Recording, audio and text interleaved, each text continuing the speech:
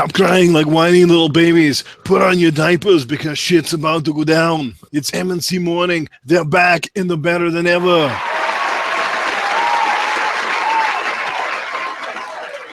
That's a hell of an intro. Thank you, guys. Welcome to MNC Mornings. It is Easter Sunday. Thank you guys for joining us. It means a lot to me that you guys all came out and spend your morning with us. We are doing a show today live. I know some people are like, are you doing your show? And yeah, we're definitely doing a show. With the Patreon and stuff like that, it would kind of difficult to put stuff back on the back burner. So we decided to, we're going to go ahead and do a show, see who comes out. Maybe nobody, but we've got a few people here right now. So what's up, Mooch? How you doing, man? Happy Easter to you, J-Dubs, and our audience. It's a great, listen, this is a great time. It's a great holiday. Figured thinking out loud, I said, me and you have a great work ethic. So does J-Dubs.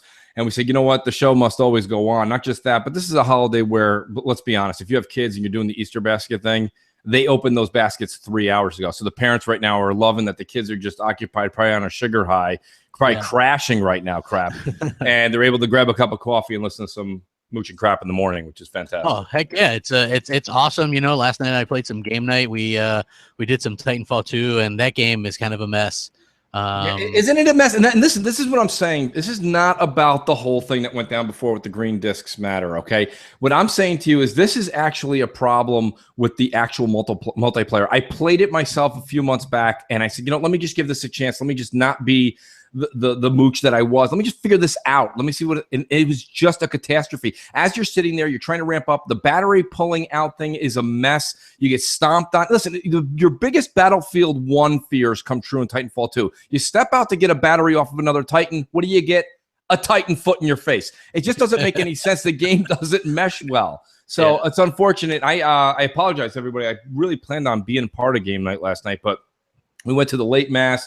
Everything like that was really great, but we didn't get home till almost 10 o'clock, and there was still stuff to get ready for the kids in the morning. So I hope everyone did have a good time. How late did it go, Crap?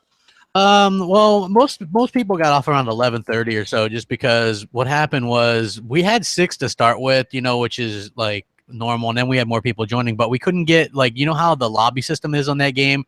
It's not easy. It's not like you can just all be in a lobby. You got to have a name and then press Y when the game comes up. And we couldn't get all 6 into the lobby at the same time. So then we decided to do like private match and stuff like that.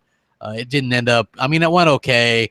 We got a few rounds in, but it wasn't as good as probably. What was Respawn thinking with that lobby, Crap? I don't know. They obviously needed to take a look at some of the Call of Duty lobbies and do something like that. Whoever heard of that? Just have a lobby where you can get you and your 5 friends or whatever in, and you can go search for a game. The way they do it is needlessly complicated. Well, and now tell me if I'm wrong, because as everyone knows, I've only done the multiplayer maybe a half dozen times, but from what I remember, it's almost like starting a party chat, right? You have to go in and start a lobby and name it, so it would be Crap Gamers Lobby. Then we all have to join that lobby, or you have to invite us. I don't think we can even join. We have to wait for an invite. Yeah, you have to join their network, quote unquote, right? And then they can join you. It's the biggest bunch of nonsense you've ever heard. It's a lobby inside a lobby. Yeah, exactly. So I mean, it's it's just a lobby. Stop reinventing. That reminds me of a Seinfeld thing. I don't know why, but yeah. So yeah, it's a lobby inside of a lobby. But today, you guys, we have a lot of voicemails to go over, so we're kind of dedicating it to you guys, where we're just going to let that dictate what we're going to talk about. We don't really have many topics. We're just going to go off of what those are. Also, I wanted to point out that tomorrow, I believe sometime tomorrow, is going to be our Patreon exclusive MNC Mornings show that we're going to do. We do that twice a month. So if you guys want to support us on Patreon at that level, you'll get a link to it. Otherwise, I think we're going to make those public after a week or two. So it's early access, and it's kind of if it's an in thing, man. If you're in and cool with Mooch and Crap, then that's what you get. Also, I want to point out that Friday nights we've been live streaming games, and we're going to live stream them on Beam. We had a pretty good turnout for the first Beam stream, don't you think, Mooch? Yeah, it was a really good turnout, and Crap had to kind of talk me off of a ledge. I was like, wait, what's going on here, Crap? I'm like, usually we're getting 100, 120, 150 people, and now we only have 60. And he's like, well, Mooch, it's your first Beam stream. Listen, Beam is really the future, everybody, as far as Xbox is concerned right now. Anyways, Xbox or Windows. So please do go over. I am just, I think it's beam.pro/themooch. Go ahead and follow me over there. And we will be doing this every Friday. And crap, I'm not going to lie to you, man. I'm pumped for Fridays because it's not just, this is sitting here talking about games. There we're talking about games and actually playing them. It's kind of like, you're doing what you say you do. So yeah, it's a lot of fun. Yeah, you know what? Like, I thought it was fun. We had GKB and She-Wolf play with us, and it was just, it was pretty damn awesome just to kind of sit back and kind of have a good time with that. And what's up, Delilah HD? Thanks for coming out. Thanks everybody for coming out. Space Cat. We're blessed on Easter with the Xbox Pope. The Xbox Pope is here. Yes. He blessed me this morning. We actually didn't eat breakfast until I heard from the Xbox Pope. So we waited for that. That's always good to have his blessing when we do the show. And Def Jam Bam, everybody, man. Thank you guys for coming out. Rain 84, all you guys, good stuff. Appreciate it very much. So we're gonna be streaming. Mooch's internet is the better of our two, so we'll always be streaming on his Beam channel. So we'll occasionally be pimping that and tweeting that out, so follow and stuff like that. Here's the thing. Beam is relatively new, but it works really great. We had a really good time with it. And also, when you look at some of the other people that do it, we 65, 70 people watch it. That's pretty good. It wasn't bad. It wasn't bad. That's what Crap was saying. He said that was a really good turnout. And to be honest with you, we will start promoting it more. Crap, we really didn't promote it, let's be honest, till about Friday morning, Friday afternoon. Yeah. And we mentioned it, but... Yeah, so it was one of those things, but I think that it's gonna be really cool going forward in the future. And the thing is that people can interact much better on that, in my opinion. Well, doesn't it seem like to you, Crap? I don't know about you, but everything on Twitter is now streaming. I think streaming's the new podcast. You know what I'm saying? Like, it seems like everybody's doing it now, which is great. That's the intent. That's what you want to have. You want to have the community alive, and like you say, it's not just talk the talk, but you're walking the walk now. You're actually playing the game. What's great about it, Crap, is that we are going to continue to rotate games. So it'll always be a new game. That doesn't always mean a new game that came out, but it'll always be a different Black Ops 2 since it's backwards compatible. And I got to tell you what, after the first few maps where we got our asses kicked, we really pulled it together and we were whooping ass, man. I was having a good time. The last 5-6 matches, we owned everybody, but it definitely took a while to get back into the habit of what Black Ops 2 actually was. And the whole, listen, you're using an Xbox One controller, but it's 360 mechanics. It's just kind of getting used to everything all over again. One person took a video of what we were doing. Crap. Somebody was actually trying to wall run in Black Ops 2. It was funny. They were just bouncing against the wall. So, I mean, you try to get used to the old 360 antics, but it was a lot of fun, man. The back compat is it's legit. People want it. 150,000 people on there. That's more people than I believe are on any PlayStation 4 multiplayer game or any other Xbox One multiplayer game. So, hey, what's up, Showstopper, man? What's up? Thanks for stopping by. I noticed he's a lot in the chats and doing videos and stuff, man. If you guys don't check it out, man, he's dropped some pretty good videos, I think, in the last week, at least one, maybe two.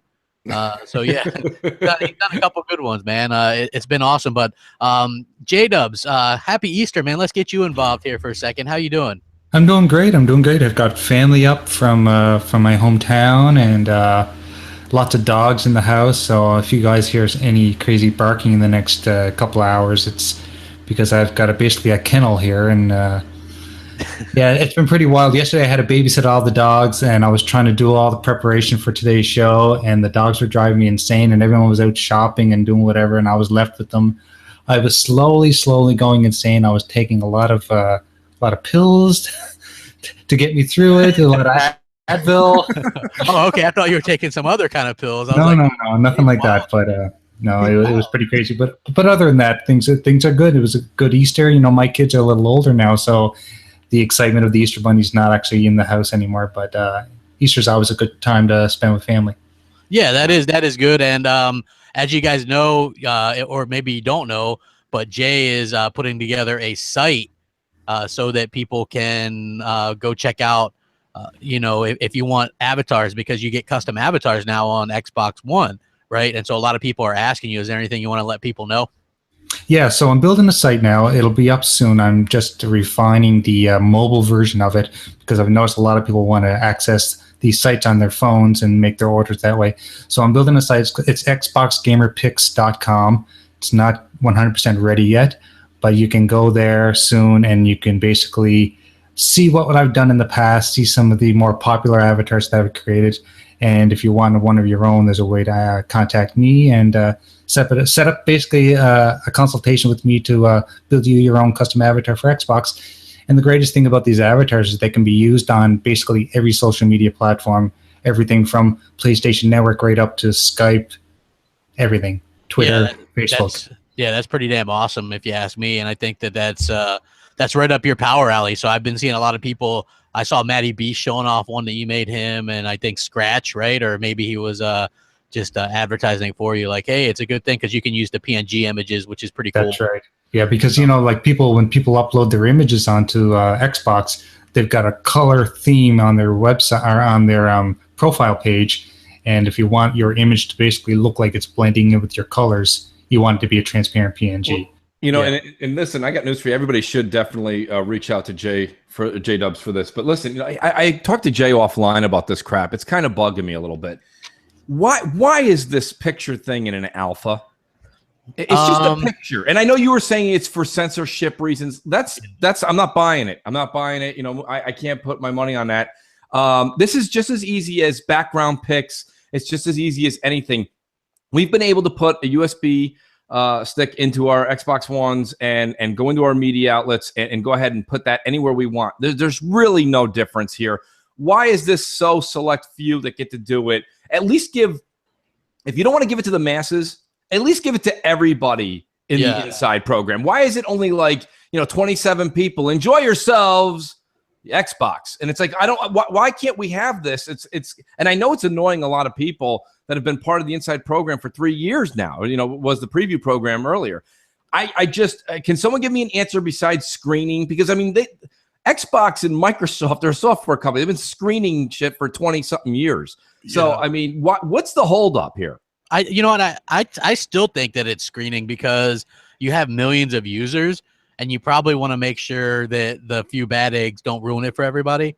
And it also could be bug testing. You know what I mean? Like that's probably the reason. 021XX in the chat. He says, I'm an alpha. It's just bug testing right now. Listen, I agree with you and I get that, but it's nothing revolutionary is my point. Let everybody on the inside program have it right now and test it out across the 1.7 million they have in the inside program. It's just a picture. I don't see why this, and plus that would build up the hype. Right now you've got inside people looking at inside people being like, I wish I had that, and people on the outside saying, I wish I had that. It's just, I don't get me wrong. Myself personally, this is Mooch's take. This is supreme hype machine in full effect. Okay, so this way you're actually taking people that are in the inside program having to wait for an inside program perk. Okay, it's like a lobby inside a lobby, folks. It's too much. Yeah, I get you. Right? And what's funny is they say that this could be an extended one at that. Yeah. So they're like, this could be an extended preview program feature. Same thing with the with actually getting the background stuff for the clubs. Remember clubs, Mooch? Remember those? Yes, dude, I remember them.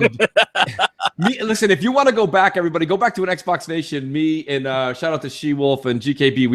We had one of our classic run-ins on that episode. It was great. And I said clubs was just redundantly dumb.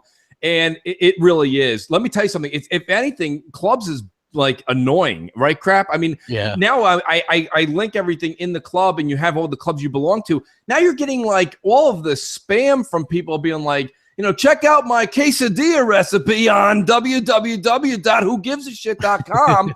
And I'm like, why is this in my activity feed? Oh, that's right. I'm a part of Xbox Nation or Crossfire. It's redundant. It's not necessary. But that was a big deal back then. It was hype machine really leading to nothing. Yeah. So, we J-Dubs just reminded me we've got a lot of voicemails, but before we go that, I'm going to do the verbal shout outs real quick for the Patreon subscribers. Absolutely. Thank you to everybody, by the way. Luke D, appreciate it very much, man. Alex H, thank you so much. Lito Papa, thank you very much. Michael M, thanks. Mark D, thank you. Jack, thanks. Justin B, thanks. Max S, thanks. G-Man 209, thanks. Delilah HD, thank you very much. Robert Buck, thank you. John S, thank you. Jarrett, pretty much, thank you very much. Snoopy, appreciate it, bro. Ooh-wee, thank you. Silent Bob, thank you. Adrian A, thank you, and the Doug Down Under podcast crew, thank you guys very much. If you guys don't know, they're doing a big interview with Champ Chong.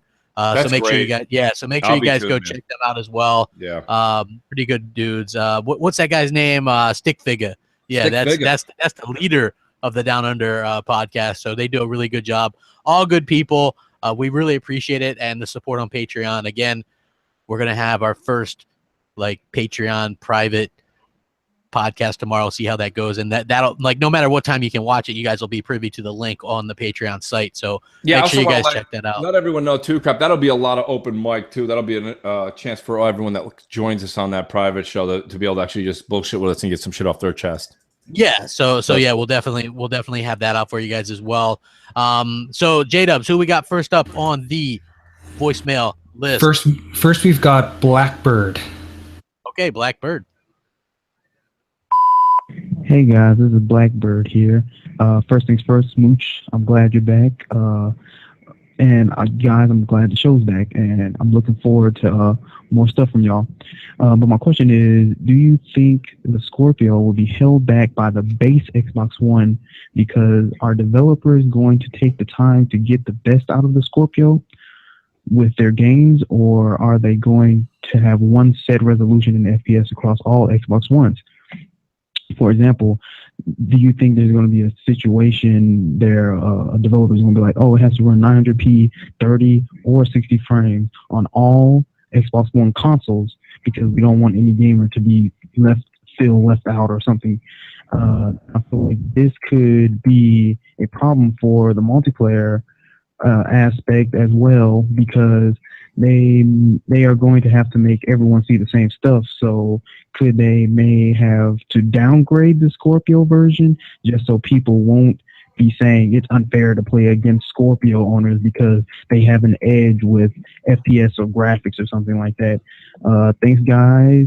Glad the show's back. Glad you're back, Mooch. And Blackbird out.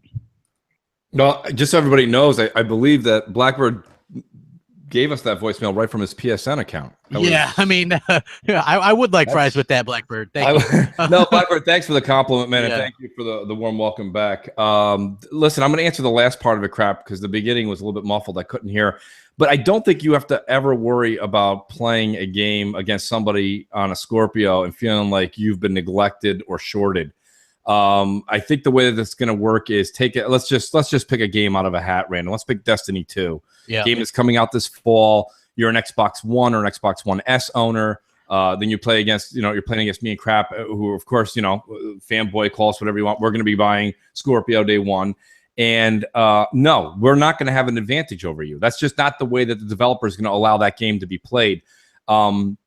Crap and Jay, feel free to chime in too if you think that I'm wrong on this. Here's the thing. I watched every Digital Foundry thing, read all the article because, as you know, I'm trying to get better with the tech aspect of this stuff.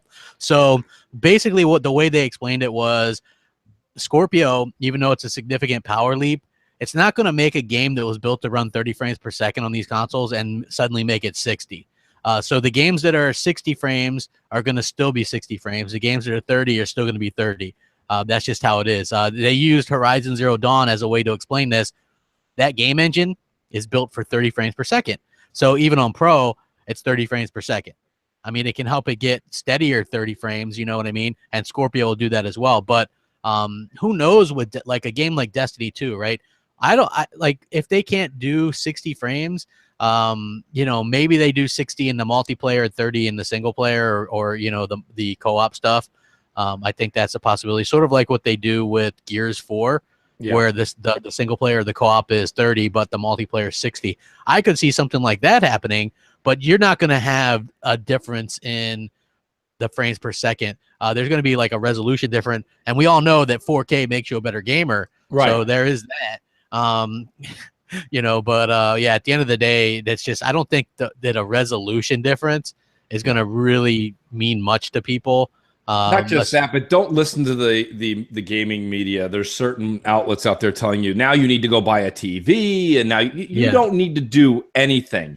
You can get a Scorpio, hook it up to your 1080p TV, and you can enjoy a better experience based off of just the current technology you have. Will it be better with 4K? Absolutely. Yeah. But that goes for everything, right? I mean, it doesn't matter what we're talking about. If somebody says to you, oh, I see you just got a brand new Mercedes. Did you get every bell and whistle in it? No, I opted not to do the technology package, but I got the sport package. Do people turn around and just say, what a shitty Mercedes this is? No. So you have to understand that. Will things be better if you want to load up? Absolutely. And let's be honest, people. Let's be honest. You get a Scorpio day one and hook it up to your 1080p TV. Unless you bought the 1080p TV last week, I see a 4K TV in your future, right? Yeah. You know, Swami Mooch is here again, people. You're going to have a 4K TV in the next 3 to 4 years. I mean, for God's sakes, crap, right now, 4K TVs right now, Sam's Club, or, you know, they're cheap. like $600, $700. I'll tell you what, man, I was out looking for a Switch, and I was hitting up a couple stores, Best Buy, Walmart. 4K TVs are all that people are buying. Like, you see people, like, I've never seen anything like it. Like, I usually, like, I can go inside a store and nobody's looking at or buying TVs. People are literally just buying 4K TVs. Yeah. Right. And I get it. Look, even if you don't want HDR right now or can't afford that, you can still get a 4K TV for literally a few $100. Yeah. Right. And you're still going to have a great picture, much better than a 1080p screen. Right. You know, just make sure you get one with the refresh rate. You got to remember something too, Crap. Think about our audience and think about the Xbox audience as a whole. I've said this since day one. The Xbox audience tends to be an employed, working hard group of folks for the most part, right? And when you see the gaming media, these are like starving artists, right? These are just kids. They're kids. They're 21 years old. They just moved out to San Francisco where it's $3,800 a month for rent. There's like everybody that works at GameSpot is all living in one apartment, so they can afford to be out there. And they're like, I can't afford a TV like that. Well, no kidding. You know what I mean? They're eating tuna fish for lunch. Like, my point is that, like, they're just up and coming kids. Who are they to tell you, who is 32 years old with a family, that a 4K TV at $600 is too much? That's for you to determine, not them. You know, so when you see the media being like, you have to go buy a 4K TV, that's not like you have to buy a second home or get a second mortgage. Like, this is not that big of a deal, but the media makes it sound like it's just cash just flying out of your pocket, and it's really not. It's not a big deal at all. And I mean, it's easy for me to say, right? But like I said, if you get up, you go to work every day, at some point in time between now and 2020, you're probably going to have a 4K TV. That's just odds are in my favor by saying that. You might as well get in on it a little bit early because it's not really that expensive. You're going to have it for a significant amount of time. Like, look, at first I was like annoyed. I was like, damn, I got a PS4 Pro. Do I even need that? I'm going to get Scorpio. But now it's like, even if you get 2.5 years out of these before new ones come along, that's a good amount of time. You know, like, get over the whole, you know, oh man, every few years or whatever. It's like, I got over that really quick. And it's like, okay, all right, I'm going to upgrade and get the newer thing. And that's going to be better. And, you know, and that's just how it is, you know, like, even though we kind of like poke fun at the PS4 Pro a little bit, it is right now, it's the most powerful console. Somebody do me a favor. Anybody that's listening to this show and they're like, you know what, Moochie Crap, you're full of it. You're absolutely full of it. Do me a favor. Before you counter me and say that I'm wrong, do me a favor. For the next 30 days, I just want you to tally every time you go to Dunkin' Donuts, every time you go to Starbucks, every time you go to McDonald's, every time you go to Baskin Robbins, every single time you go to Cheesecake Factory, okay? Any restaurant, anything that you don't cook in your kitchen or went to a grocery store, anything outside of your house that is edible, and tally that up for a month. I guarantee you could have bought 2 4K TVs. You know, my point being is that people are going out and spending money. How about when you go to the bars on a Friday night? Just going to meet a couple friends for some wings and pictures. $85 later, right? I mean, people are put just down ridiculous. The smoke, save yourself. You know what I mean? Like, damn, I mean, it's just, well, you know, and I'm not even telling you to hold back. All I'm saying is this: you can't say you're not throwing money out of your pocket, anyways. If you're truly a gamer and it is your pastime, then how can you argue with a TV that's between? And Noof in the chat said, you know, most TVs that are 4K that are really good are over $1,000. Noof, that goes back to my Mercedes comment. You can go get a Mercedes C-Class loaded, and it's going to cost you about $48,000 for a C-Class, okay? Yeah. Or you can leave and go get a Mercedes C. I don't remember the actual one, but it's like $29,999. You know what I mean? So it's up to you which Mercedes you want. Yeah. So you can get the 4K with all the bells and whistles where you're talking to your remote and it does all that, or you can just get a 4K TV and it's $600 to $700 for a 55-inch or greater. Yeah. So. And not just that, we do have to go back to something else, Crap. We have to go back to the fact that Scorpio on day one, let's just say it's $400 or $450, whatever. They're going to give you $200 for your Xbox One S. Yeah. So you're talking about your Xbox One S traded in to get a Scorpio. You can walk out of Best Buy, and I'm just naming them out of a hat, and a 4K TV for under $1,000. So, I mean, and that's going to last you for 4 years. You spend $1,000 just at Cheesecake Factory in 2 months. Yeah, listen, this is just what I'm saying. It's just you go out, you spend money a different way. $1's a dollar, people. You can't look at it and say, that's too much for the entertainment I use every day, but I have no problem getting wings and 13 pictures with my friends over the weekend and spending $150. Oh yeah, like everybody buys a new phone every year, $700 or whatever. It's like, yeah, I get it. There's a certain percentage of people that can't do that, but you see all the people in California crap that are all tweeting now, like the same people that are telling us a 4K TV is too much to go buy. Every single day, the gaming media is like In-N-Out Burger. Everybody at IGN is like, that's what they bet every time they have a bet on whatever it is, Podcast Unlocked. They're like, I bet you an In-N-Out Burger. Do you understand an In-N-Out Burger purchase for 2 people is like $29, $30 for 2 hamburgers and 13 like French fries? It's ridiculous, but people are okay spending that money, but then putting $30 a month towards their 4K TV for something they do quote unquote daily is too much. Like, you know what? You could get some of the Samsung KS series for under $1,000. I did. Those are pretty good TVs. And then if you want something, and they have HDR. And then if you want something better in a couple years, then you have that option too, because I feel like Scorpio is going to be kind of future proof, like with the HDMI 2.1 and that kind of stuff, and the FreeSync and stuff like that. So I definitely think that they're doing the right thing, and this thing is going to, I think that this Scorpio could help end the generations, like Microsoft says. Nice. We've got you're gonna have to see this great picture that comes in when Jay puts them live. Okay. Well, I'm sure he'll ring the phone when we do that. Yeah, right. That was great. We got the Skype edition. Yeah, like that is awesome. Yeah. So anyway, I think I'm really excited to see what Scorpio accomplishes for people. You know, I think they're really trying to end the generations by saying here's something that can last for probably 5 years or more. You know what I mean? Who knows? Because you're doing 4K gaming, it's 4K gaming. You know, it's like you can't get 4K ear. You know, like that's what I say. It's like this whole 1080p stuff, right? It's like, oh, you can't get 1080p here. You know, it's like once you hit that, you're there. So, like, to me, like the PS5 is irrelevant, and I'm sure like Microsoft has already said they're working on a successor or the idea of a successor to Scorpio. What about the whole thing? If you have a 1080p TV, but like now all of a sudden they make the single player for Gears 4. Let's say they make it 4K 60 for single player, or they enhance it to 10p6. Now you're playing single player at 60 frames. Yeah. Like, it's worth it. I don't see how it's not worth it. Yeah, I mean, it's worth it, especially if you're like a fan. I think actually a lot of people are going to be interested in this type of thing going forward. You know, like people might act like, oh, well, I don't know. I think the price point will play a big factor, but I'm definitely on record as saying $399, lock in that comeback because it's going to happen. Shadow in the chat, do me a favor. What gaming system do you have right now? Do you have an Xbox One S, an Xbox, 2 PS4s? Like, what do you have in your home? He says, I'm going to wait for a price drop for Scorpio. Unless you have no consoles right now and you just have to go pay out of pocket, you're crazy not to take your Xbox One S and trade it in. This isn't like old times, people. This isn't where I have to hold on to my Xbox One S because I want to play my Xbox One games. All those games come with you. You can take your discs, pop them in day one, or if they're digital, they just transfer. Day one, Albert Pinello's already said it. So it's a done deal. I have multiple Xbox Ones. Yeah, so do I. I mean, so do I. And I mean, but you know what? But I don't use myself as an example because that's not fair. Shadow, what do you got?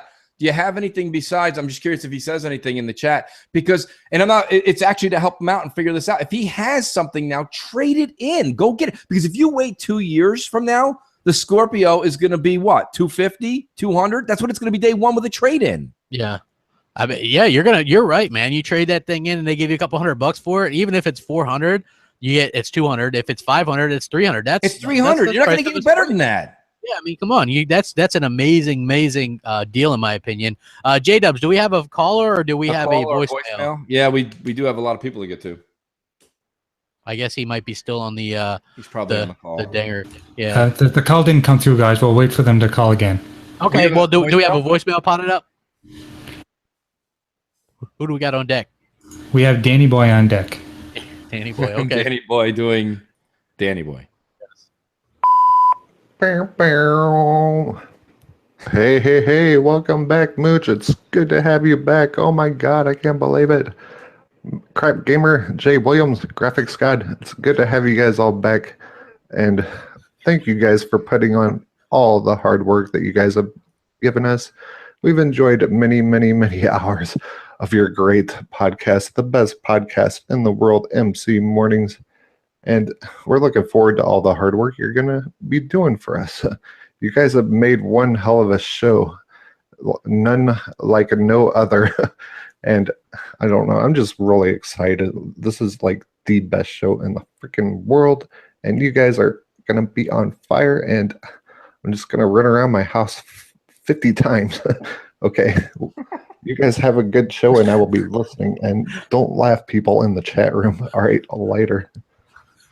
What the hell was that all about? This guy Khan or something like that in the chat. He goes, "Hey, that's Yoshida. Did you notice that Danny Boy's voice and Yoshida are identical?" That was hey, Danny Boy. Next time, do your George Bush Jr. voice impression. It's still just gonna sound like Danny Boy. I'm just saying. Still gonna sound like, he can do Darth Vader, and it'll sound like Danny Boy. Yeah, it's funny as hell though. Also, yeah, we're doing his Mortal Kombat tournament thing. Me and you are the first ones up. We both kind of suck at Mortal Kombat, so that should be a epic thing of futility. I'm just gonna, what I'm gonna do, crap. I'm gonna let you know my secret. I'm just gonna put my controller on the ground and just step on it a million times because it's just it's an absolute mess. These fighting. Listen, I loved fighting games more than anybody else when we were younger. Yeah, I must have played Mortal Kombat and Street Fighter 2 till like fingers were bleeding. And the point of the matter is now, for some reason, I just feel like it just feels like a button mash. You know, you ever hear anybody playing like just like, like, you just hear them. It's like someone stepping on their controller. You were doing that. We were gaming the other night, and you were like, here's me playing Mortal Kombat. You were just like jamming your buttons real quick, and I was like, yeah, that's accurate. My fighting game bit goes over a lot better when I have the controller in my hand. I'm missing my prop. That's definitely accurate, for sure. Yes.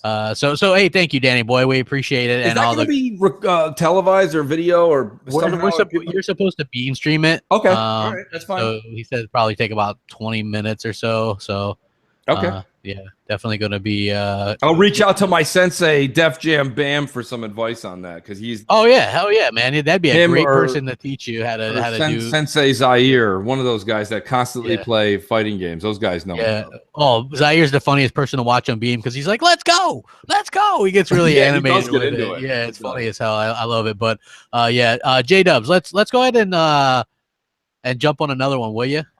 Sure. We've got Friendly Combatant on deck. All right. Nice. Motion crap. This is the gaming satirist at Friendly Combatant on Twitter, Friendly Combatant on Xbox Live. Glad to see that you're both back. Just wanted to ask a question about Call of Duty. What is how important is it?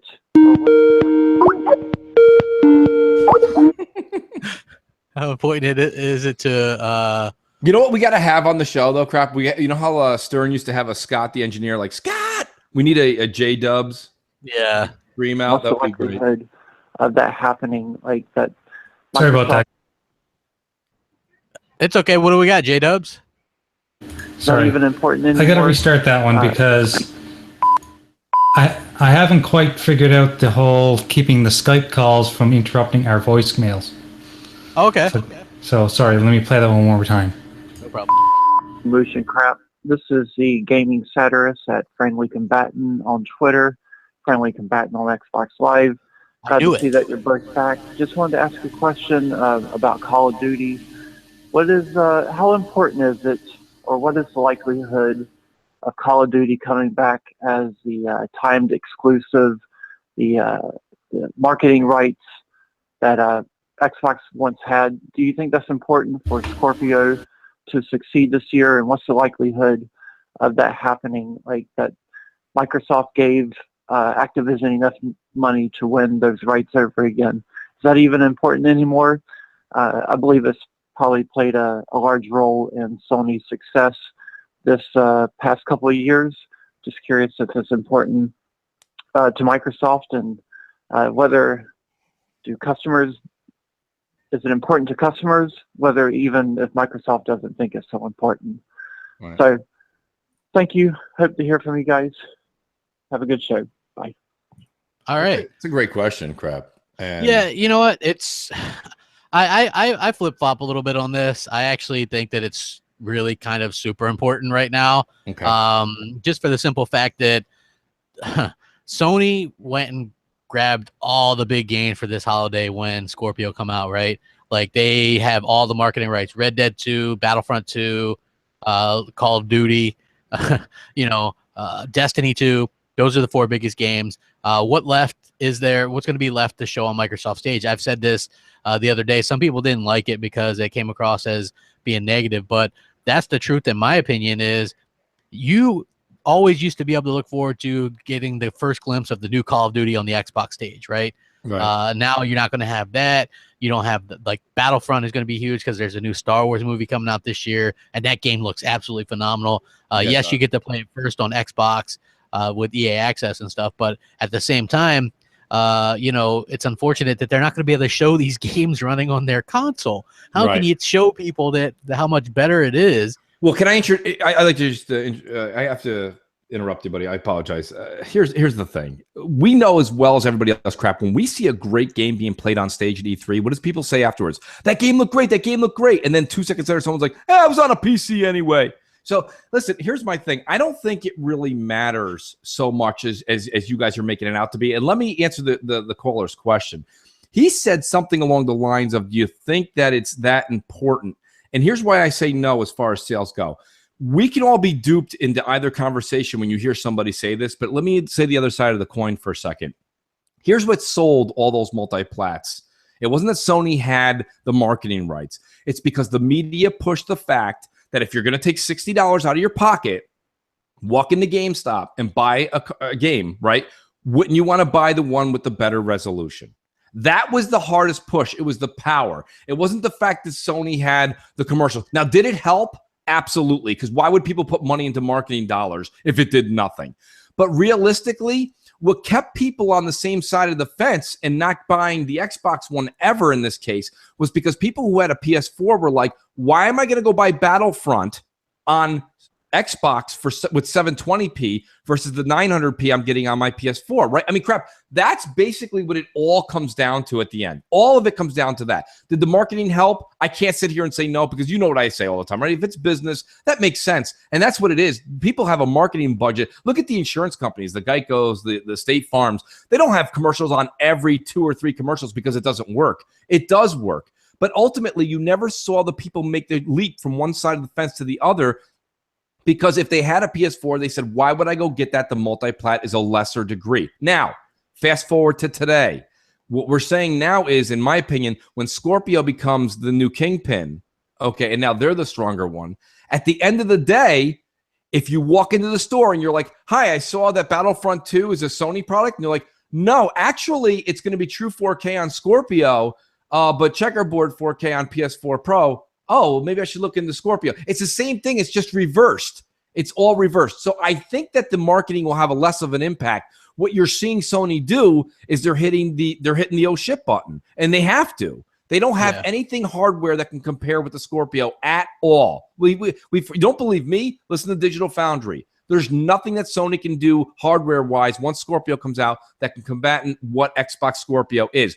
But what they can do is try to fool you and try to get some of the casuals that don't know about Scorpio, that they'll dupe you into thinking that these multi-plats are somewhat either exclusive or only limited time on their console. I mean, I don't know if that helps there, crap, but that's my thought on it. Well, no, it's interesting because you know what? Like yesterday, I went to GameStop and I went to a few other places, like I said, and because I also picked up MLB The Show on PS4. So good. I picked that up too. Yeah, we should probably stream that one day. Like that, I think that'd be fun. I'd be down for that. Bit. Yeah. And it was interesting because some was in there. He's probably a teenager, and he was looking for Call of Duty on 360, and the lady working at GameStop was like, our 360 selection is getting smaller and smaller. Eventually, they will phase it out because of the new system. And so the kid obviously has a 360, but he goes, I'm probably just gonna pick up a PS4 here soon anyway. You know what I mean? It was like. And I was just kind of standing there like that was a bit of an odd exchange. You know what I mean? He has a 360, but he would pick up a PS4. You know what I mean? Like that's unfortunately the mentality that a lot of people are going to have to, that a lot of people have.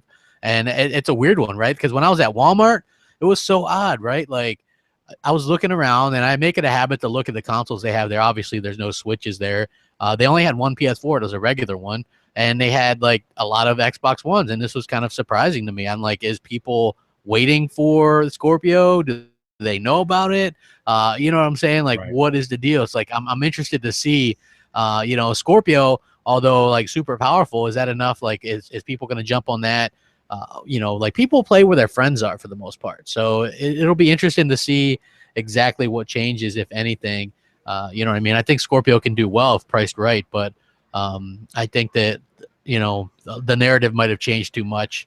Well, that's you know, what I'm for, wondering, Crap. You make a good point with saying, are people now going to wait? So this was the after effect that the media was proposing after E3 last year, and they were wrong. People still went out in droves and bought the Xbox One S. But now that we're creeping, here we are. Let's just talk practical. It's already May. The summer we know doesn't have a ton of games coming out. There's a few sprinkled in, like Injustice 2, things like that. But there's really not much coming out from May until August. And at that point, you're really in the Scorpio neighborhood. So realistically, Microsoft may be forfeiting, you know, ultimately the next 4 or 5 months until Scorpio comes out. And then they're hoping for a bonanza of mid-gen numbers. And that's okay. Yeah. I mean, that sometimes you have to do that, right? You have to say, listen, we're going to, like, listen, even professional teams do that when they want the #1 draft pick, right? They're like, well, we can go out there and fight our asses off and then get the 9th pick, or we can just play the way we have been, don't go any crazier, and we'll get the #1 or #2 pick next year in the draft. Yeah. Now, that's not really what people come out and say, but you as a spectator of a sports fan, or you as a fan of your particular type of brand in any category, could tell when your team is kind of just letting off the gas a little bit to step on it later. Yeah, you know what?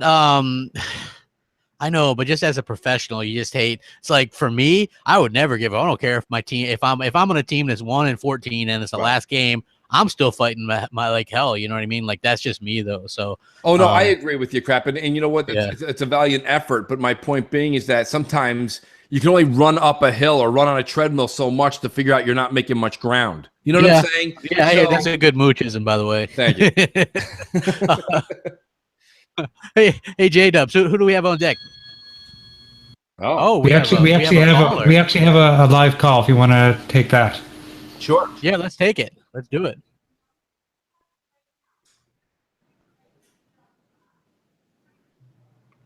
Hey, what's up, guys? My name's Troy, and I'm just wondering, is there any style of game that you guys want to see coming to Scorpio? Like, if you want to see some more RPGs that are like sci-fi or fantasy, is there any really big hitter, like new IP that you want to see? Thanks. Bye. Well, you know, new IP wise, I'll tell you right now, I would like, you know, when we all saw what was to be Dishonored, and I first saw that game, I saw traces of BioShock in there with some stealth, and I thought this is going to be something great, and then it was just a steaming pile. Hey, Prey looks like BioShock in space. Well, Prey's got my attention. Prey has my attention. There's an hour-long trial of that. Is it available now?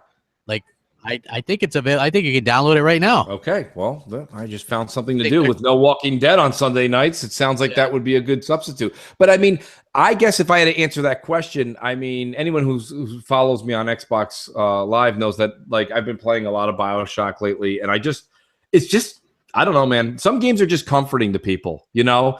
And the two games that are comforting to me, and I'm holding out, another shout out to GKB and Shiva, if I was talking to them offline, we're going to be doing some major streams on Diablo 3. Diablo 3 and BioShock, you know, speaking out of non-first party games, are the games that I just love to play. Like, those are just comfortable. So if there's a game that can either, I think there is an Xbox exclusive, right, Crap, that's coming out that is Diablo-esque. I don't remember the name of it. I forget what the hell what it is too, but yeah, it is. It's like, it was a PC game that's coming to Xbox. Yeah, and I mean, I got news for you. That'll be something that, and Crap, I hope you'll join me. I know it's because it's going to be multiplayer friendly. I think I'd like to stream that when it comes out, you know. So yeah, we could definitely do that. But I guess that would be my answer, Crap. I'm interested to hear yours though, because you're always creative with new IP thoughts. You know what? I just think that what they need, obviously, is an RPG. Whether that's bringing Fable back or something new, a darker Fable.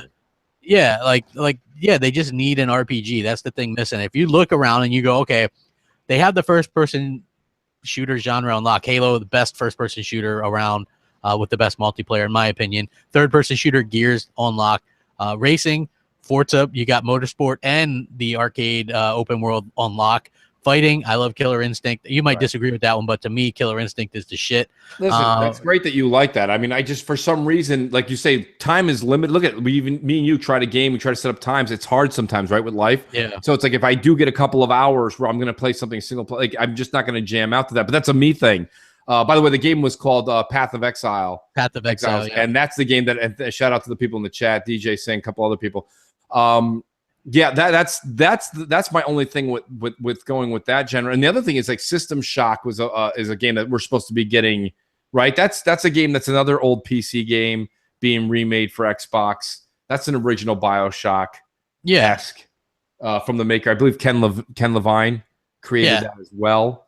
Genius game. You know, I don't give credit out like you watch the gaming media and they just praise everybody that comes on their show. Oh, it's the greatest game developer of all time. What did you make? Oh, Qbert knockoff. Okay, great. Yeah, so whatever. My whole point is Ken Levine's one of the geniuses of this era, not just this generation.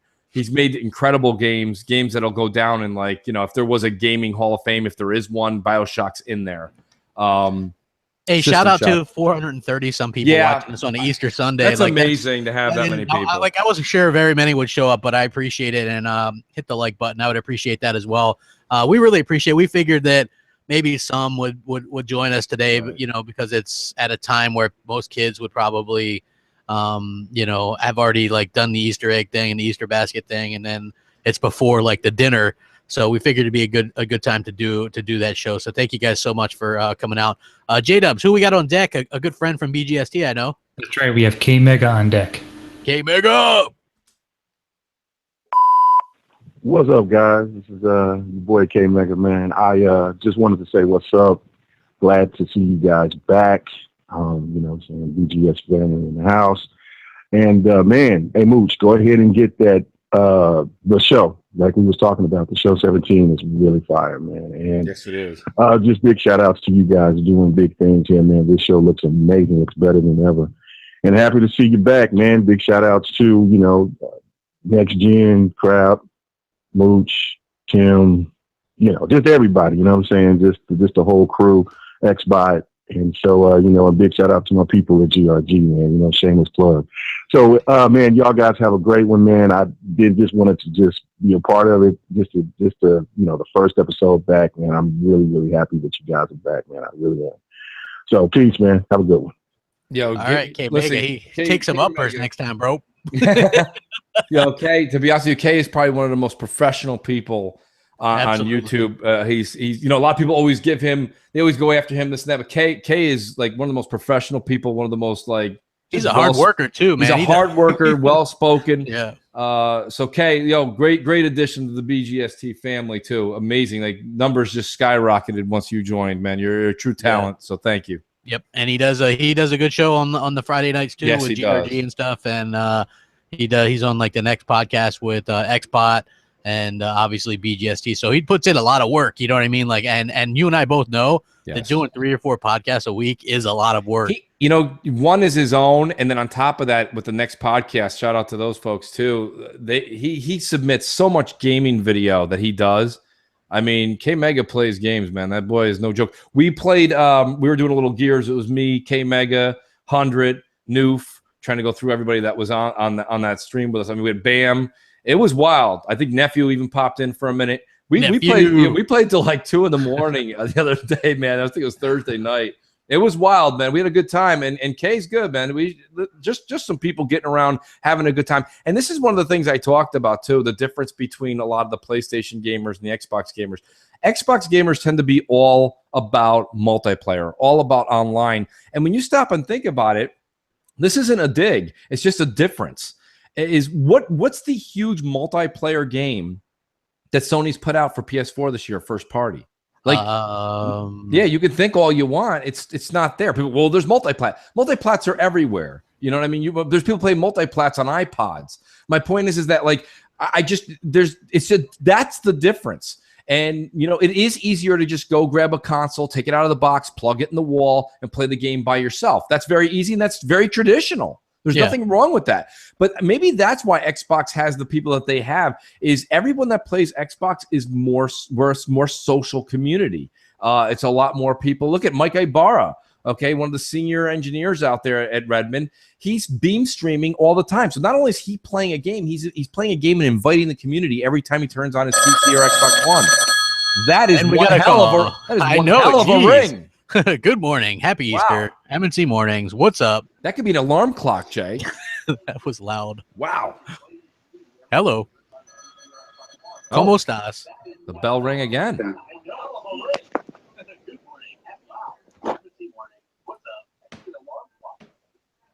That's interesting. Hi, my name's Ryan and I'm from England.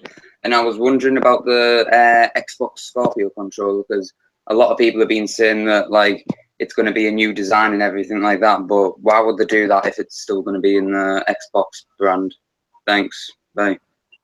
Well, I don't think I really highly doubt that you're going to get a new controller. I think, like Crap was saying, when the S came out, you're going to get another rendition of the exact same controller. They'll probably tweak the buttons a little bit and fix this, fix that, but it's going to look exactly the same. I don't think you're not going to get an Elite controller. Those are still selling at on sale. They're $120. So yeah, I don't see that being included in there. Maybe you'll get a couple more perks to the thing. I think they're just fine tuning it. It's the best controller on the market. It's what I understand is kind of going to be like that that Special Forces one with the grippier grip or something. I don't know. Yes, yes. It's going to be like a white one of that or something like that. So I think that's cool.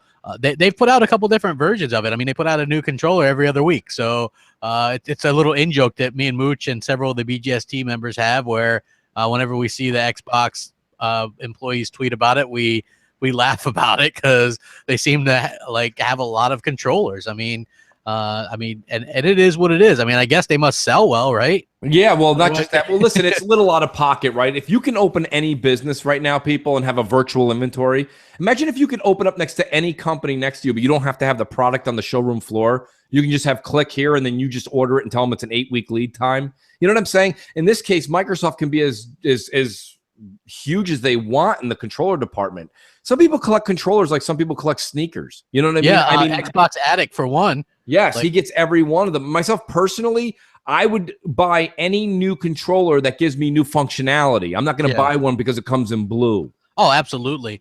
We got our good friend on deck. Who's that, yes. J-Dubs? LMNOP. LMNOPO. I think I've been getting his name wrong all along. It is LMNOPO. And what's funny is we're spelling it like the letters in the alphabet, but on Twitter, it's actually looks like it's like of Spanish descent. It's EL, like L, and then LMNOPO. It's wacky spelling, but it's awesome. Great name. Interesting. Here we go. Hey, what's going on, guys? This is LMNOPO calling in just to say hi. Love the show, and we'll continue to listen. Been listening to it since the beginning. Anyway, just wanted to talk about now that the narrative is start to shift soon between hardware and then back to games again. I wonder what you guys think about last month where Phil went to go visit Japan. Do you think what do you think came out of that? So far, he's really said nothing, of course, because it's secretive. But I'm sure E3 will reveal all, and that he was probably talking about maybe some new exclusives or probably getting some games that we just didn't get before. I mean, we only really care about Sega, Namco, and probably Konami, but because everything else will probably be niche titles. So anyway, just want to hear your thoughts. What probably came out of that meeting, aside from saying that they're all on board with Scorpio. So that's what he said. He said they're all interested in making games with Scorpio. So let's see what happens. Anyway, let me hear your thoughts. Bye. Good question. You know what? We kind of talked about this before. Obviously, Scorpio, from what we've seen in the dev kits and stuff, is super easy to develop for. They're porting games to it in like less than a day with one-person teams. So it would be very inexpensive and cheap for these third-party people to do that. I think that before with like the ESRAM, it's kind of a hassle. Now they don't have to worry about that. So it's more or less you can focus on, boop, just getting that thing up and running on Scorpio. They've done all the work for them, basically. Yeah. So I could see games, what the hell, Near, I think that might be the one that they said could possibly come at a later. I think that a lot of developers will, because why not, right? If it's so easy and one person can do it, why the hell not, And it is, what's so interesting, because maybe you remember this, Mooch. I said maybe they have some kind of deal worked out with Nintendo.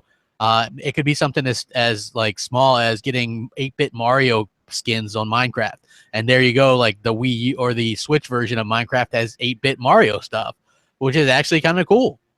It is, and I'm seeing a lot of, what is that one thing? There's another emulator on the Xbox One, right? Crap, you can play the Neo Geo games. A PlayStation.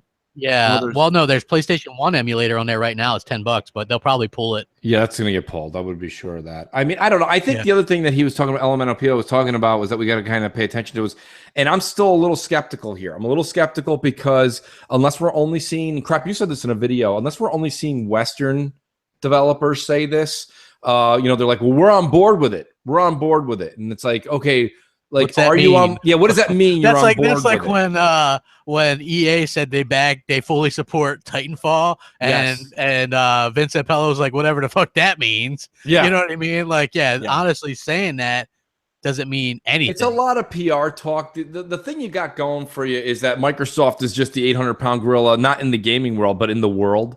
And if you're a developer, listen, you're just never going to if you're a big developer or a big publisher, you're not going to bite the hand that feeds you like a Microsoft. But at the same time, I'm just waiting to see what the Todd Howards and I don't know who took Peter Moore's spot at EA yet. That's a real loss, in my opinion, losing that guy. That's a huge loss. He's big in the industry, He's big, and he was definitely, I wouldn't use the words partial to Xbox, but I would say he was 60-40 lean that way because of his history. Once he didn't get the CEO spot, which I feel like he should have. Yeah. Yeah, like that was odd choice to move over to, but I'm sure they gave him a couple more zeros in his check. So I don't. Oh yeah. And he's a big soccer fan, like. So, I mean, you can't really blame him. No, not at all. I called it soccer. Yes, soccer. It is soccer. They're going to be like, he calls it soccer. God, I know. A lot of people listening right now, too, are from the UK. So I know. Sorry, guys. But it's soccer here. Yeah. There's a live call, or we can do a voicemail. Let's do the live call. What's up? M&C Mornings. Hey, what's going on, Much and Crab? This is John from Long Island. I just have one question for you guys. Talk to me about the Scorpio CPU. I want to hear more about it. I've been missing some videos from you guys lately. Maybe here I have some time to listen. Please let me know. I want to know. I want to hear more about the Scorpio CPU. Thanks. Good call. Crap, you've got the white papers on that. What's the deal from your take? And I'll chime in. Well, if you look at Eurogamer just released new stuff yesterday, and so basically, they don't even though it does have JAG cores in it, they don't even consider it JAG with all the improvements and stuff like that, and the customization. So, the way that they've built the CPU and the GPU is that they kind of work in tandem, and that it's not going to have the bottlenecks. They've already said, like they said yesterday on Digital Foundry, that the way that the CPU and GPU are set up, it eliminates the bottlenecks that the PS4 Pro has. So to me, that kind of puts it clearly what it is. I know there's some people out there that think that Scorpio is a next generation console, and I disagree with that. And when you hear Microsoft talk about it, and what's been explained is that they built the silicon around the current gen engines so that they can run current gen games at 4K, right? Yeah. Like that's the entire point. It's not next generation stuff. So, it's really kind of genius how they've done it, like it's really inventive. Usually you build the hardware and developers take advantage of that. Microsoft is taking advantage of the engines that the developers have already made. Well, the thing about it sometimes, Crap, is the proof's in the pudding. And when you watch the Digital Foundries, the very first video they put out, it was a week and a half ago or so now, or a little over a week. When they put that information out, you have to look at the guy who's doing. This guy analyzes hardware every day, all day, and we all know Digital Foundries where they sat before. But what I took from this wasn't the glorious words that he came out and said about how great it was and stuff. I actually looked at his facial expressions when he was like, and then we thought this was going to be a problem, and his face kind of lights up, and he's like, then they showed me it wasn't. They didn't say it. They showed him it wasn't going to be a problem. They showed him how. And he was like, that's what Pleasant, because he would have said this still made me skeptical. Yeah. But he said they showed me where my concern was. And that's where I was like, what in the world did Microsoft actually do? Because Microsoft's being very cocky about this, right? And Digital Foundries is the first to be able to say, oh, Microsoft, we're still a little worried about this and that. And they still said a few things, but they said that they're really not that concerned because of what Microsoft came out and showed them during the presentation. And then they were able to actually, they took that picture that was that Forza 6 picture. Yeah. And they detailed and figured it out. He goes, that car way up there is still 4K.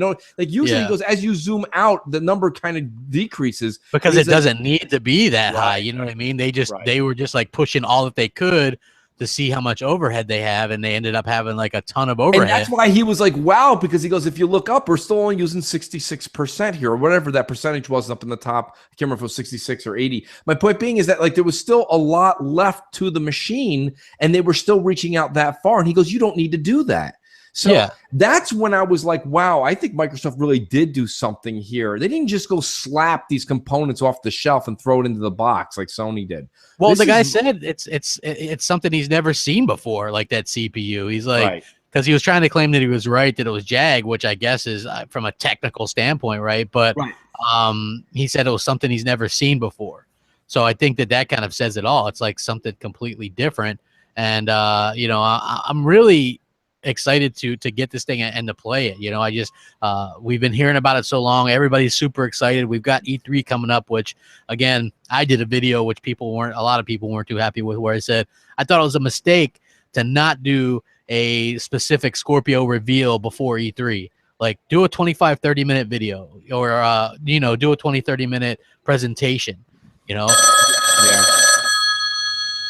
And we have another call. Man, phones are active tonight. What's up? Yeah. MNC Mornings. How can we help you? Hey, what's up, fellas? This is Dirk Griggity here. Diggity. I just wanted to say thank you for being you. Thank you for doing what you do.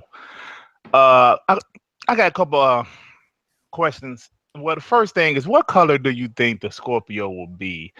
I was thinking that when the S released, all the custom consoles that they released, none of them was black. So I'm assuming the Scorpio might be black. But anyway, that's just a little minor question. But I have a statement. We've been on social media. We all know Crap made videos about it. Everybody made videos about the narrative change of it's about the games. Do these people really think Microsoft is not going to have any new games to announce? I mean, I'm not saying they're going to have 7-8 games to announce, but they're going to have a couple, right? I mean, they're going to have to announce something for next year. What is it? I mean, if Microsoft just announces nothing at E3, okay, then maybe you guys win this argument. You ponies win the argument. But do these guys seriously think Microsoft not going to announce anything? I'm just baffled by that. I don't know. But anyway, fellas. Well, I mean, listen, I think that Diggity, first of all, thanks for the call, man. Always good to have you. I know you're here weekly, so I can't thank you enough. But realistically, Diggity brings up a good point. First, let me talk about the different colors that are going to come out with Scorpio. First of all, there's definitely going to be a black, in my personal opinion, and that'll be the one I'm going to pick up. Nothing against the white one that came out last year, but the problem I have with that is it just doesn't match the rest of what you're doing in your entertainment. Very few people have a white entertainment center outside of like Tim Cook. Okay, like that's just not the normal. So I'm hoping they come out with a matte black finish Scorpio. It would be slick and it would look good in your entertainment center. Secondly, you're 110% right, Diggity. You're not going to get 8 games coming from Phil, but he's got to show you. We know what's coming out. They're going to always show what's coming out the next year. So whether it be a Halo 6 teaser or a new IP for next spring or next summer, something that Phil's been working on for a couple of years. And let's be honest, when Recore, look, you could say whether you like Recore or not, that's not this discussion. This discussion right now is to realize that when Recore was announced, we didn't know it was coming. And then it released in about, what, a year after? Was it a year, Crap, or a year and a half? Year and a half, right? Yeah, it was like a year and a half. Well, we got it at E3. And then it came out the follow. Yeah, it got delayed September after a little bit. Yeah, right. So probably about a year and a half. So there you go, Diggity. You're definitely gonna see 1 or 2 games that you don't know are on the horizon. You don't know they're coming, but you're gonna see that. And I mean, Crap. As far as your video, I'm not gonna sit here and say I didn't like it or I don't agree with you. I understand where you're coming from, But the one thing that Phil said a long time ago, and we got to kind of listen to what he said and put it into perspective. The one thing that Phil said when they were like, are you going to do a PSX version for Xbox One? And he was like, seems a little redundant. He goes, we have to work really hard to put that 2-hour window together, that 90-minute to 2-hour window together for the E3 presentation. And you look at what Sony does. Yes, is it good fan service? I guess so. Crap, I'm going to lose that argument to you. But what did PSX give everybody? False hope? Knowing that The Last of Us 2 came out in a CGI? Yeah. Like, I mean, what's the deal? Like, what do you want them to do? I think you're going to see a beautiful reveal. I think it's just more glitz and glamour for Microsoft to pull the cover off, show the box, and have the money. Because listen, if they have an event a month before and they show it and they don't talk about price, everyone's gonna be like, "Oh my God, did you see that new design? This and that. This thing's got to be $750 million." Come on, I mean, it's gonna be. So it's gonna pay off in the long run for them, because when they come out and announce a price, it'll be lower than what people expect, and that'll be like a drop the mic kind of moment. To the people watching E3 and follow like we do, but all the casual people that just glance once in a while and see for the next month and a half that everyone's saying it's $700, those people still go to the store and be like, I'm not buying a Scorpio. It's $750. And they're like, no, it's not. And they're like, oh, I didn't know. I saw something once. You know, my point being is that I saw something once. Yeah. So, that's what people, like you said, there's still people who think that Xbox can't play old games. It's when they're the company that actually gives you back compat. So the irony is just through the roof. But I mean, you have to understand, I think that Microsoft doing this, and crap, I still have yet to see anything in writing, but I do think that the Xbox E3 show will be 2 hours or longer, to be honest with you. So. Yeah. Well, I think it's going to be 90 minutes, and just to be fair, why? Because that's what it always is, or you saw it in print? Just because that's what it always is. I mean, they moved it to Sunday though. Crap, I know. They moved it to Sunday so Sony doesn't steal their thunder 6 hours later. But also maybe because they're not on the E3 stage at that center where they got limited time. Now they have all the time in the world. I mean, maybe, but the thing is like when you listen to that podcast Unlocked, Phil wasn't real sure. He was like, well, yeah, we want to keep it all games. And now is about the time when you start doing your like rehearsals. So I'm of the belief that they probably needed to fill time. And that's why they decided to go ahead and just do that. Rumor is they have some kind of VR nonsense too. So like Fallout 4, some kind of deal with some kind of whatever. But I heard that's going to be amazing, crap. Yeah, but even if it is, that doesn't translate well.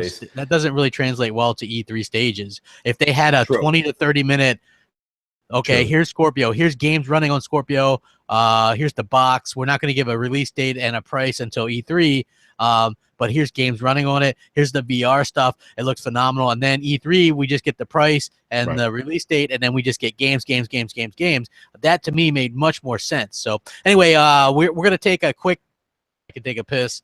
You want to cue that up, J-Dubs? Brought to you by these sponsors. Yes.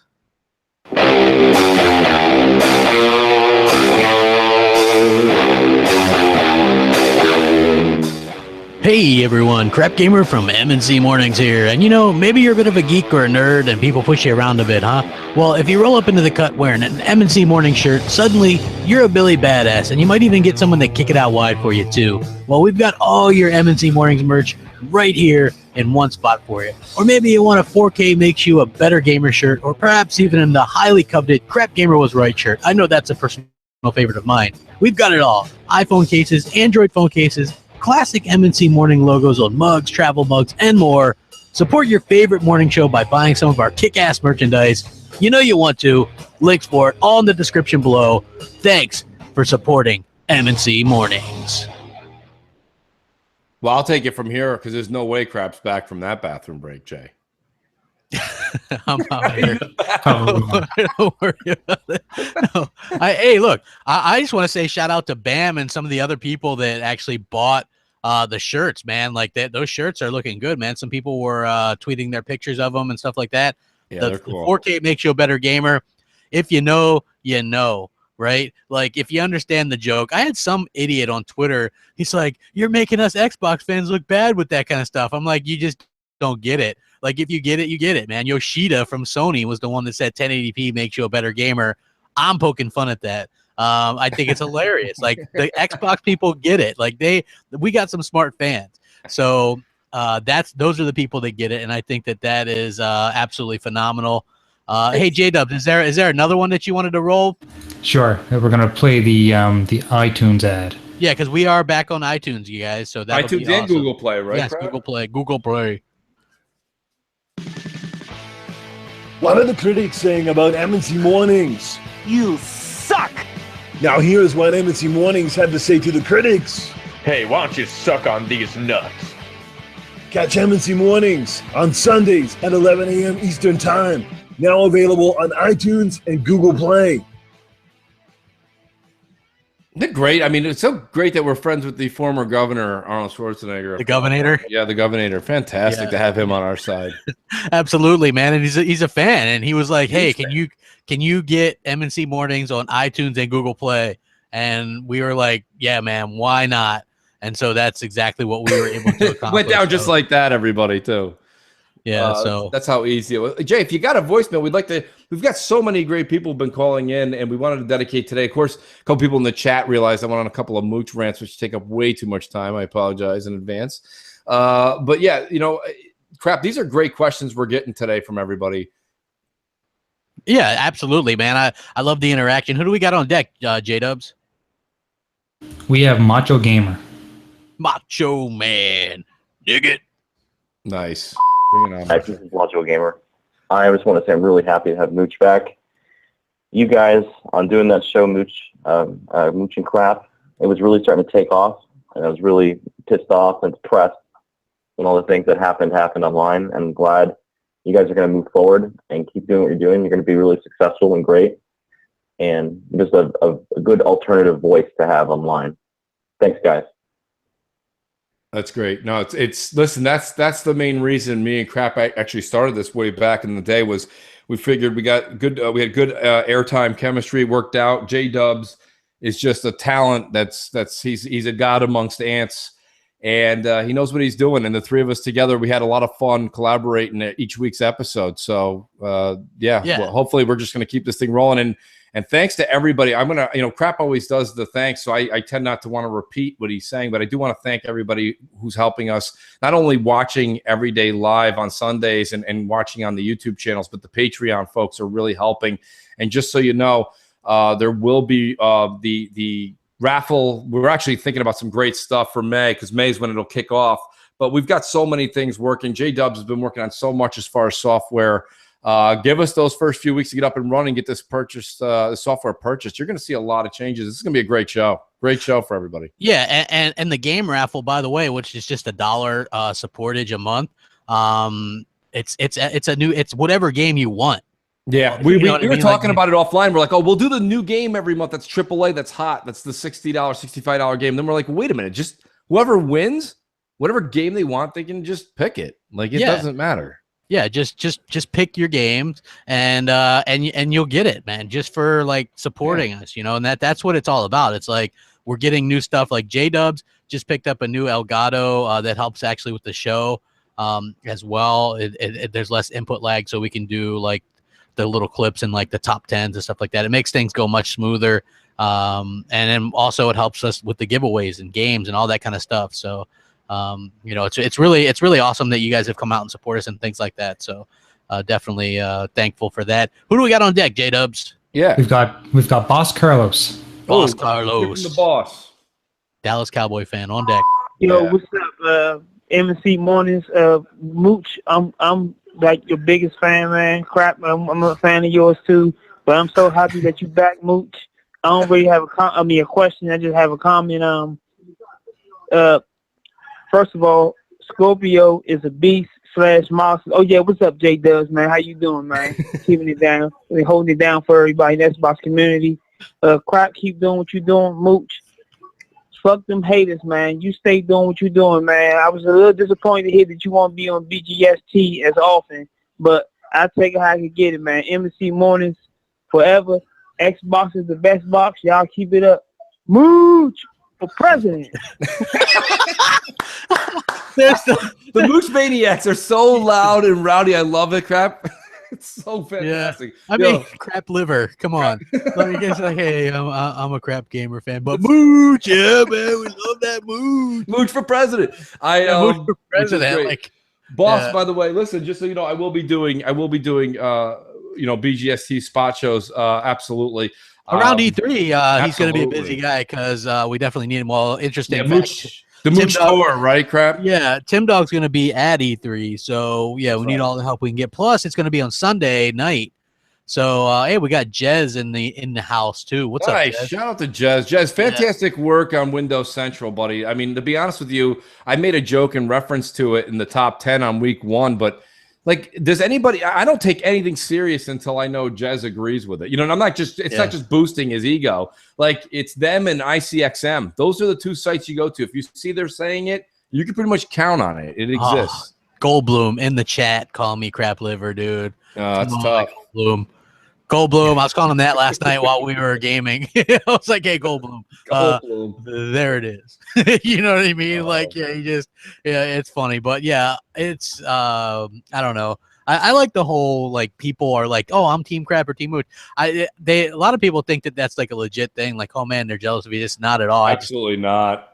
Absolutely not. It's just really just a joke thing. Just like Team Fox or Team She-Wolf or whatever. You know, it's just jokes, and we just have fun with it. So, just wanted to let you guys know that, and appreciate the support and stuff like that. Hit that like button. J-Dubs, who else we got on deck, man? We've got Def Jam Bam. Def Jam. Perfect. What's up, Mooch Crap? J-Dubs, how y'all doing today? What's your predictions on E3? As for me, I'm thinking Microsoft come out and show off Scorpio first, show how it looks on the 1080p TV, and then shows how it looks on a 4K TV. Because, if that's not shown or talked about, people are going to nitpick, and then they're going to be like, oh, well, what the hell do we need a Scorpio for if we don't have a 4K TV? So I think Microsoft need to definitely show how that looks first. Then come out, show the games, and then show all the other features, whatever is left. Hey, but this has been pretty much a good couple weeks for us. Microsoft done showed off the Game Pass. We done got we got Mooch back.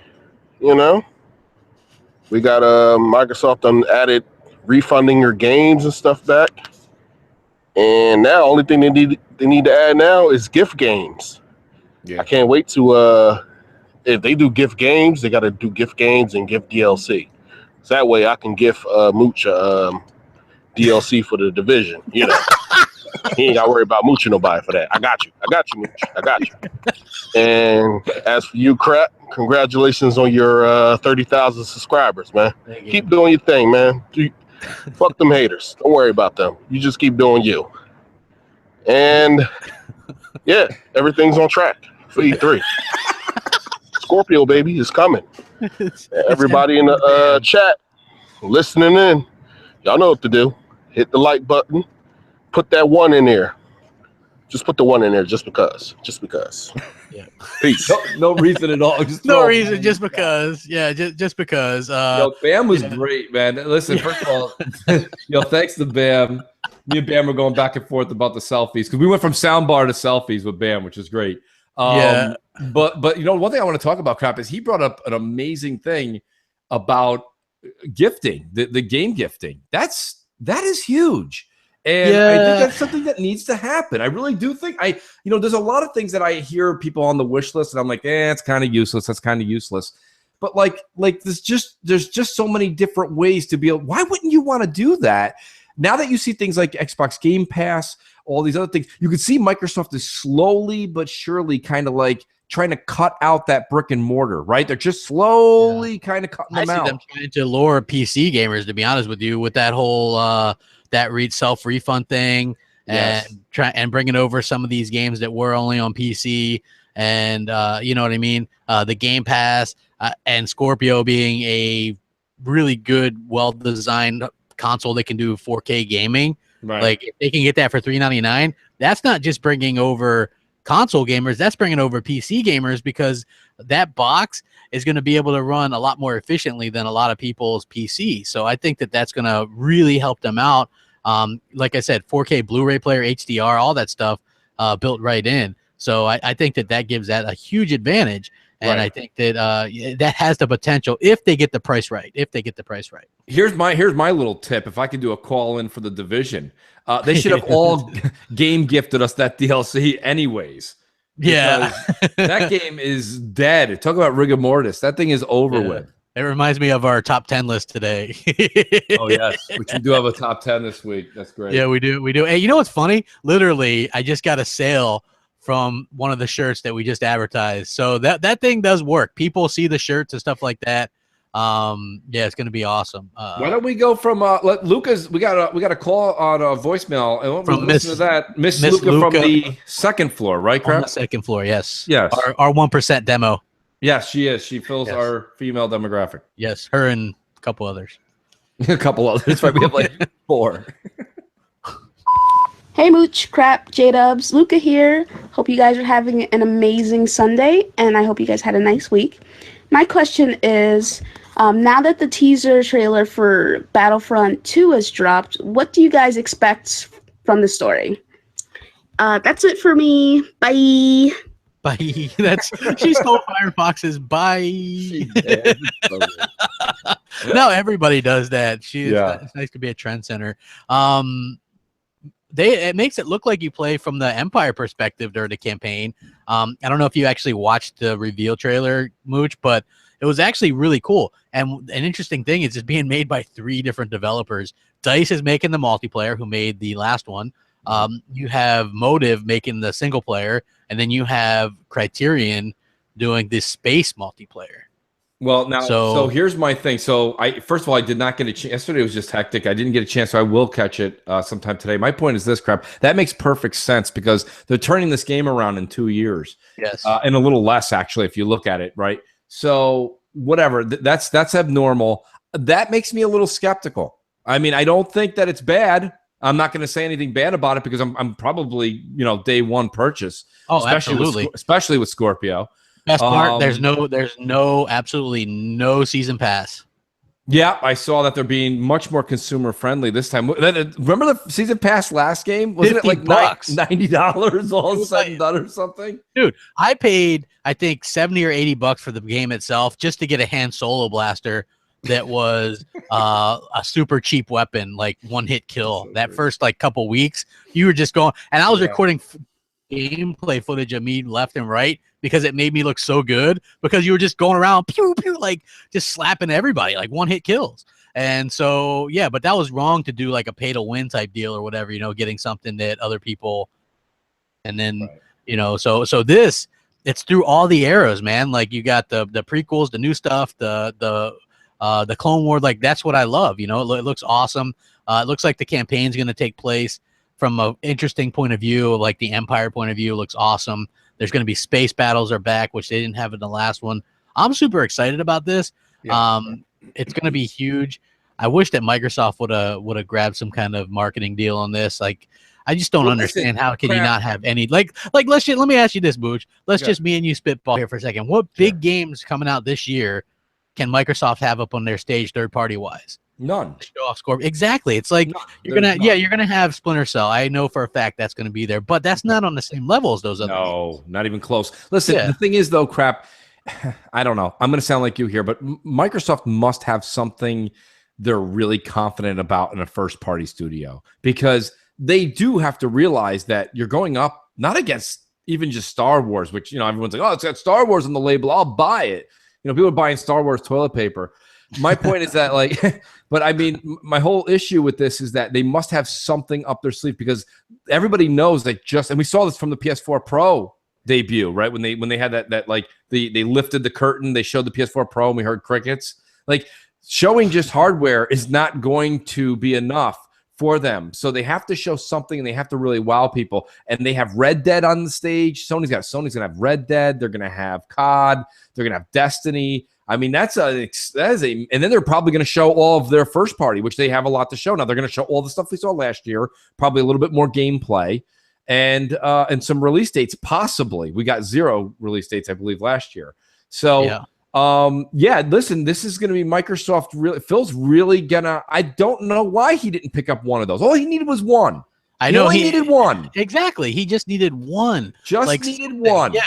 Like, something big. Do we know if Call of Duty is Sony's? Is that confirmed? We don't. That's not 100% confirmed. The other 3 are 100% confirmed now. But because there was talk, and I mean, I think you even mentioned it. Yeah. It was speculation. It's purely speculation, people. So no, we're not saying. But if Microsoft could at least try to get back Call of Duty, that is at least one of the big players this fall. So marketing rights on that. They're going to sell a lot of consoles with that if they package the game with it. Just a thought. It would be really nice if Phil grabbed one of the big 800-pound gorillas in the room. J-Dubs makes a good point in the chat.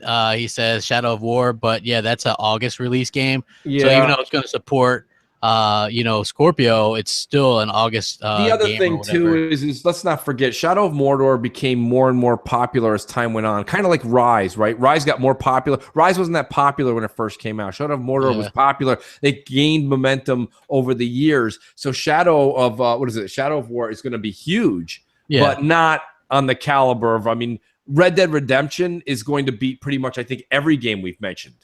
Yeah, absolutely. Red Dead Redemption is going to be huge. The main thing is these games take the eyes off the Scorpio version because they're probably not allowed to show that. Right. So all you're going to have is like my lemonade stand mooch rant from a week ago. It's basically you're going to have Aaron Greenberg on the other side of the stage just being like, no, but ours is better. That's fine. But somebody's going to be like, behind closed doors, it looks so much better on Scorpio. Yeah. Oh, can we see it? No. How do you translate that to a casual consumer? You can't. And that's the problem. Absolutely. Hey, when we get to 300 likes, we'll go ahead and run the top 10 for you guys. We got a really good top 10. Crap holds the top 10 ransom. I love that. I am. As soon as we get to 300 likes, which is, I don't think that's too much to ask for. 300 likes. The last time you said that, we shot from 280 to like 331, which was like insane. Yeah, and our top 10 this week is top 10 games that people don't give a shit about this generation. Yeah. So it's going to be a good one, and it's going to be funny. Hey, I also wonder, would you guys be interested in, for like the Patreon supporters, maybe getting some outtakes and stuff? Because me and Mooch do some pretty funny outtakes, just like they are funny. It's really funny. Hey, J-Dubs, what do you think about our outtakes? Do you think they're funny? Oh, some of them are hilarious, actually, when you guys are just coming back and forth. And I think Mooch went over one section, I think 3 times that I had to edit it out. And just the laughter between you two is just, it gets me laughing for sure. Yeah, I appreciate that. Yeah, no, we do. Sometimes when we're doing a quick video or recording of the top 10, or we're doing just a couple ideas and skits that we got coming up, we'll go for like an hour and a half. Crap, I'm like, it'll only be like 20 minutes. I'll be recording for like 20 minutes is an hour and a half, 2 hours. Yeah. So. Well, yesterday we were like, hey, we got to record the top 10, and then you get a phone call, and you're like, a phone call. You're like, hold on, crap. Oh wow, we're sitting at 299. One more. It was like 50 minutes later. We were like back at it. I was messing with all the sound effects. I was like, ding, ding, ding, and then you're like, yo, crap, what's up? Oh, we finally hit. Sorry about that. We finally hit 300. We hit 300. Absolutely. J-Dubs, you ready to roll that top 10? Let's do it. Let's rock and roll. What's up, everybody? Welcome to MNC Morning's Top 10 Countdown once again. And today, guess what we're doing, Mooch? I'm hoping we're doing a top 10, or I showed up to the wrong appointment. No. We are doing top 10 games that people don't give a shit about this generation. That's it. Yes. And so I think people are really going to enjoy this one. I'm going to kick it off with number 10, Gravity Rush 2. Yes, the Vita game got a sequel on the PS4, and surprise, surprise, I think like 2 people bought it. It made it in a lot of the lists, quote unquote. But at the end of the day, nobody gave a care about this game, and I can't blame them. No, I don't blame them one tiny bit. To be honest with you, I had heard that Gravity Rush came out. If it wasn't that we talked about the low sales that it actually did, I wouldn't have even known it came out. Gravity Rush 2. Yeah. Exactly. Listen to this one. This is great. Number 9, Mirror's Edge. Catalyst, I believe it was. And the problem is this. My issue was the nostalgia factor. We sat here all this generation saying, please God, give me a game like Mirror's Edge. Bring me what I got last gen. Bring it back, Microsoft. Bring it back, Sony. Bring it back to, I believe it was an EA. To be honest with you, it's just terrible. People got it. Their expectations were too high. The game didn't do well. I think it was in the vault in less than 6 months. Yeah, see you in the vault. See you in the vault. You know what I mean? Oh, wait. Yeah. Oh, hold on, folks. That's down a little further down the countdown. Yeah, exactly. And those that know will get that reference. Number 8, Halo Wars 2. Yes, I love Halo Wars 2, but at the end of the day, I don't think anybody really wanted it. I don't see anybody playing it anymore. It was fun at the time. I heard that it's completely dead on PC, and Xbox fans, the ones that bought it, which apparently weren't many, have already stopped playing altogether. Even though I like it, I don't think the RTS genre translate well to console gamers, and so I don't think that really anybody gives a shit about this game. Nobody. No, that's a good point, Crap. Number 7, Evolve. Listen, this was one of the marquee games that was supposed to set the tone for this generation, a whole 4v1. Because we've done the multiplayer thing, we've done team deathmatch to death, no pun intended, last gen. This 4v1 Evolve thought, brought to you by the people who made Left 4 Dead, was supposed to be the next greatest thing, and it just bombed. Nobody, because here's what I've always said. When you get on and you play and you game, you don't want your game experience to be based on how good or bad one of the other 4 characters are in your party. You want to play team deathmatch, it's about your skill level. Yes, you need everyone to contribute to win, but at the end of the day, games like Evolve, it's just not gonna make it. It didn't make it, it's not gonna happen. And that's probably why Fable Legends was pulled back, and we're gonna see what Phil's gonna do with a reboot. Yeah, and surprise, surprise, Microsoft had a brilliant idea of marketing that game.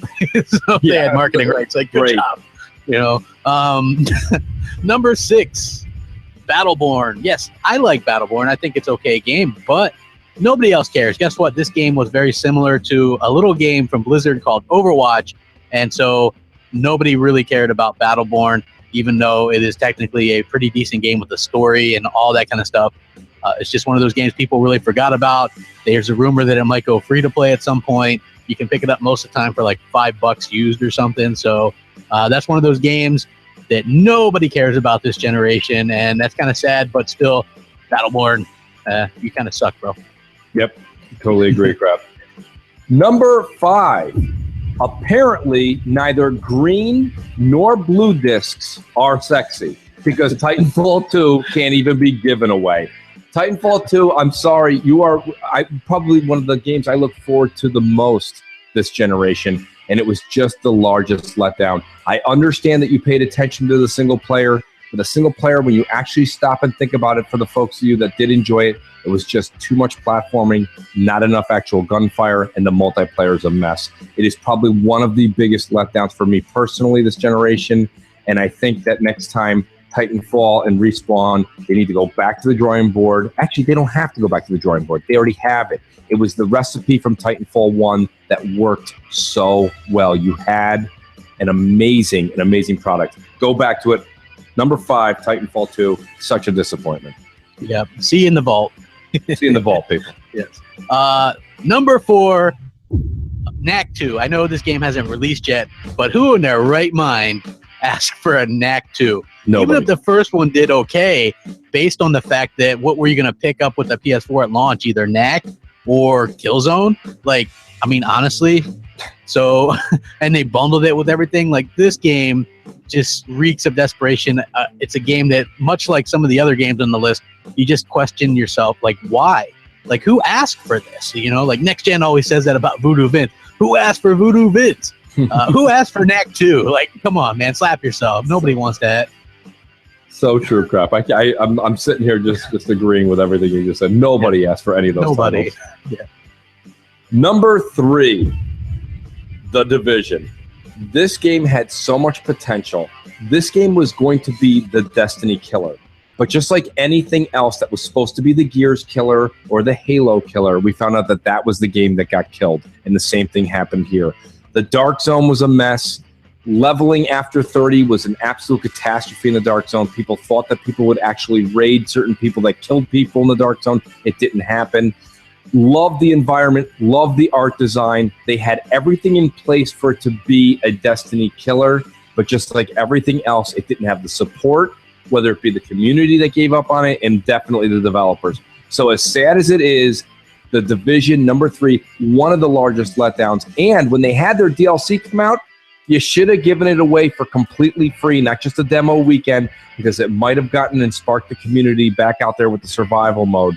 But for some reason, they just didn't do it. Such a shame the Division goes down. Yeah, and somewhere Def Jam Bam is like freaking out because he loves that game. But yeah, it is pretty garbage. But that was a hell of a week, that first week that game came out. I got to say. Great first week. Yeah, great first week, but $60 not worth a week. Sorry. Yes, agree 100%. Number 2, Destiny. That's right, I said it, Destiny. And now when I say Destiny, I know when I say Destiny, I probably mean the vanilla Destiny. That was a huge letdown for me personally. I was excited by the prospect of the Halo creators doing like this shared world kind of game, and then when it came out, there was literally no story to it, and you know, you could only play with, for some odd reason, 2 other people, you know, in your group like that. I've never seen a group where it's only like 3 people. So very disappointing. To their credit, I mean, they did put out a beautiful game with a good gameplay, but I just don't think that for the most part, a lot of people care about that. Me personally, anyway, people might disagree, but hey, a little controversy, a little opinion, it doesn't hurt anything. So Destiny is number 2. Who gives a shit about this game? Not me. Number 1. Nostalgia, my good friends, is a hell of a drug. But just like with every drug, it wears off for you sometimes a little too fast. And in this case, number 1 is The Last Guardian, a game that was coveted by Sony fans. People fainted in the aisles. They had to have it. They waited a decade to get it, and it was nothing but a letdown. It was an awful game. The game mechanics were messed up. The art design was subpar. And I'm sorry, it looked like it was just thrown together. But of ultimately all the games in this generation that let us all down, even Xbox fans that had no interest in purchasing this at all had to sit back and laugh at this was just a thrown together, just quick money grab by Sony. Number 1, The Last Guardian. Nostalgia is a hell of a drug, people. Don't fall for it again. There it is. That's your top 10. Hell yeah. Hopefully you guys have a fantastic Easter. We're happy to put on a show for you and entertain you because we enjoy doing it and you guys deserve it. Thank you guys for rocking out with us. We'll catch you next time. And if you have any suggestions for a top 10, let us know. We'll be happy to do that for you. We'll catch you next time. What do you got to say, Mooch? Happy Easter and thanks for being here today. Yep. We'll catch you next time. Awesome. I love the top 10s. It seems like people really enjoy the top 10s a lot. I always see a lot of back and forth conversation in the chat and stuff, which is always pretty cool in my opinion. And Mooch's mic is muted still, and he might not notice that. He might be trying to talk, or maybe he went to the bathroom, and I'm all alone now. No, you're not all alone. I'm still here. I got J-Dubs. Hey, what's up, J-Dubs? I'm trying to come up with a really cool analogy right now, but I'm just not as good as Mooch. I'm sorry. I know. I'm with you, bro. What's up, Mooch? Sorry about that. I'm just like, I have so many different, you know what it is? It's great though. We have so many things going on. I'm trying to watch the show. Like, it's fun to watch the show. Like sometimes I'm actually just watching Jay's like miraculous work behind the scenes. So I apologize. I'm here. Yeah. So yeah, we definitely do appreciate everybody that enjoys the top 10. We've actually got plans for other stuff too. It's just the first couple weeks have been really hectic with getting together and actually doing that. So like last night, we didn't get J-Dubs the voiceover for that until like 7 o'clock last night. Yeah, and I was trying to watch the hockey game. I'm trying to watch the hockey game, and I'm trying to do the editing at the same time, and my God, it's distracting. Yeah, so we were like, hey, we're gonna go ahead and send him that one or whatever, and we did. So, but we got some really cool stuff like Mooch and Crap reviews and some other kind of stuff that we're working on as well. So stay tuned for that, and really appreciate your support and stuff. But let's go ahead and dig into some more voicemails. Do we have anybody on deck there, J-Dubs? Yeah, we have a new caller. Goes by the name Mike the Janitor. Okay, Mike the Janitor. Hey guys, this is Mike the Janitor calling from the Boston, Massachusetts area. I wanted to call into my favorite morning show, Mitch and Crisp Gamer. I had a question for you guys, since you guys seem to be so knowledgeable on this stuff, especially Mitch. Is it true as a janitor The best way to clean up little kids' throw up is by using the tears of Sony fanboys. I want to thank you guys again for allowing me to call in and keep on doing what you kids do. Later. We get the weirdos, man. Even on Easter. Like, how was that? Like, I'm just sitting there like, oh, okay. Yeah, I mean, pony tears are good for a lot of things. You'd be surprised. They make a good lube too. I'm just saying. We'll go right to a call, I guess. Yeah. Like the janitor. That's great. That's wonderful. MNC Mornings, what's up? How can we help you? Sorry, guys. I'm not taking the calls right away because I was in the middle of doing something else. So, but that's all right. I can't complain, Jay. I was in the middle of doing something. I was watching the top 10 as it ended. And that's when Crap's like, Moocher, you're still on mute. And I'm like, no, I'm here. I'm enjoying the show. I have a big thing of popcorn here, and I'm just enjoying it. Yeah. No, so Crap, what's another, while Jay's kind of getting everything organized there, what's another subject that we were kind of talking about? We were kind of hitting up Xbox NPDs. And yeah, wow. That's great. Yeah, there's some NPD woes there, and I think that's to be expected. I think maybe I was a little bit maybe not expecting them to be like behind three things, and I believe they were behind the 3DS, the Switch, and the PS4. Yeah. So I mean that was kind of, I guess, a little bit surprising, but them losing wasn't much of a surprise because I mean the Switch just came out. It's a new console. So obviously people are going to go out and get that. And I guess it sold like 1 million or something here in the US. It's their best selling thing, like even better than the Wii. So I think that surprises everybody. But I don't think that doesn't devalue anything. I've said that all along. Like, I poke a little fun when they win. Yeah. Like, hey, yeah, they won. Woo. And I'll rub that in. But at the end of the day, it doesn't really matter to me one way or the other. If they win or lose, because I'm still playing my Xbox more than anything else. So, no, I totally agree. And I mean, the thing about it, you said earlier, we kind of talked about it, we skimmed over it. Maybe this is just something that they're doing where they're just keeping everything low key right now, Crap. So they're not throwing it. I won't use the word throwing the towel, but they're definitely not like putting their best foot forward right now. But they don't have to. That's my whole thing. Like they don't have to. Yeah, I agree 100%. They don't have to. I think it's I mean, it kind of is what it is, but I think that they have a chance to really pull something together when Scorpio releases. I think that they have to take a page out of be a little bit unconventional. I know they usually release all the Xboxes around November, but release this one early as you can. Look, if Nintendo's proven anything, is that people will buy these things no matter when they're out. Why not win a few, NPDs in the meantime, and then that way people can have these in time to play these big games. You know what I mean? Yeah, no, I totally agree with you. Totally agree with you. So I mean, I think that would be the best idea. J-Dubs, who we got on deck, bro? We have Noof Nukem. Oh, let's get Noof in here. It's your good old buddy Noof, No Chills Nukem here. Now, I just wanted to quickly state something, and hopefully I'll get you guys to weigh in on it. We already know that Microsoft is kind of behind the 8 ball this generation, and I think they personally have more to lose by not selling Scorpio at sort of a rock bottom price, essentially, than having them be priced really high and sitting in the shelves and not selling at all. Because at the end of the day, you want to sell software, and I think they need to improve their reputation. So what do you think about that? Do you think it's more likely that they will sell kind of low so that way they can get these things out? I mean, if you still can't afford Scorpio, you're probably going to go and buy an Xbox One S. So great either way. So what do you think on that? Just kind of weigh in. Do you think Microsoft needs to sell it sort of at a rock bottom price just to do that? Yeah, if they want to shock the world, they need a rock bottom price. And when I say that, I mean $399. I don't think there's, I mean, you can have a more expensive version too, but let's face it, this thing is looking to attract the people that went out and got the S right away. But Crap, do you think that $399 is that achievable right now?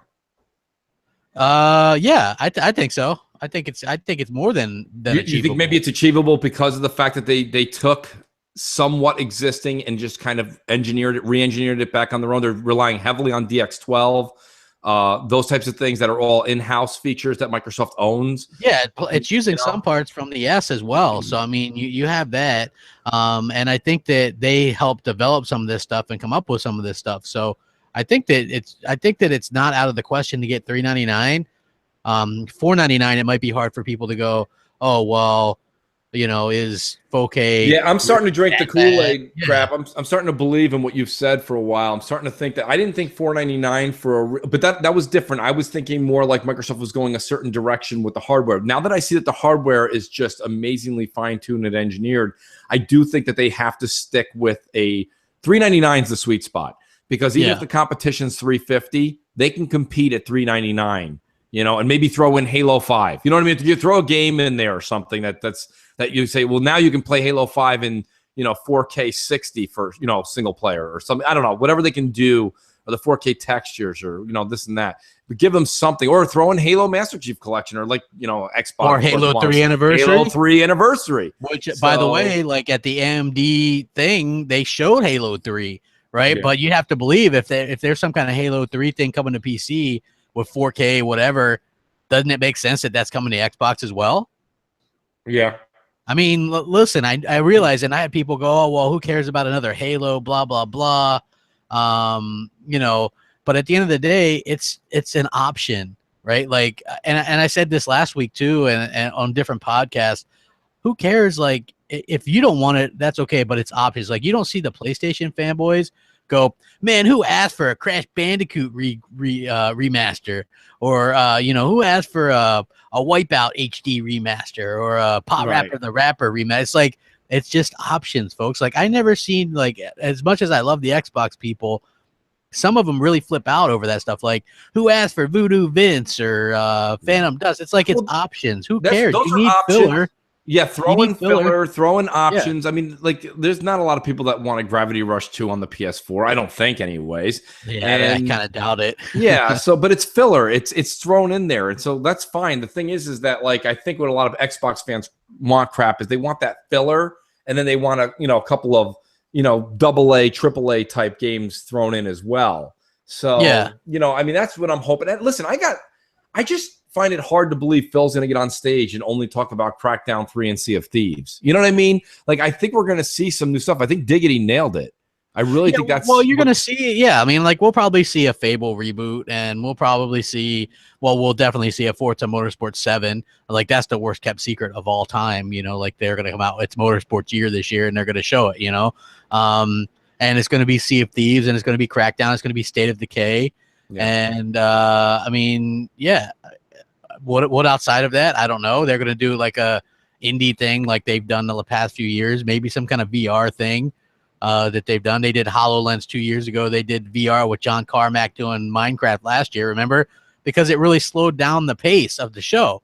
Like, they were doing a real good show, and then they slow it down. It's like, and then, like, what third-party deals are they going to come out with? Like, this is what I'm thinking about, right? Like, are people going to get excited over Lego whatever, or you know what I mean? Like honestly, Sony has the deals for Kingdom Hearts 3, Red Dead Redemption 2, Battlefront 2, Destiny 2, at least we can assume Call of Duty. Like, what's left for Microsoft to show off? Yeah, Splinter Cell, but it's not going to be exclusive, so who cares?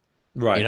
They're probably not going to have any timed exclusive content, so, like, honestly, who cares? It's like the games that Microsoft has partnered with this gen have not really been great deals, like Evolve, Witcher 3. Like, they get nothing out of those deals, I mean, Witcher 3 needs to get that's going to get a 4K enhancement. I think they've been working with CD Projekt Red, and there's rumors that CD Projekt Red and Microsoft are working on the whole new what is it, that cyberpunk thing. But again, that's not something that's huge, I don't think.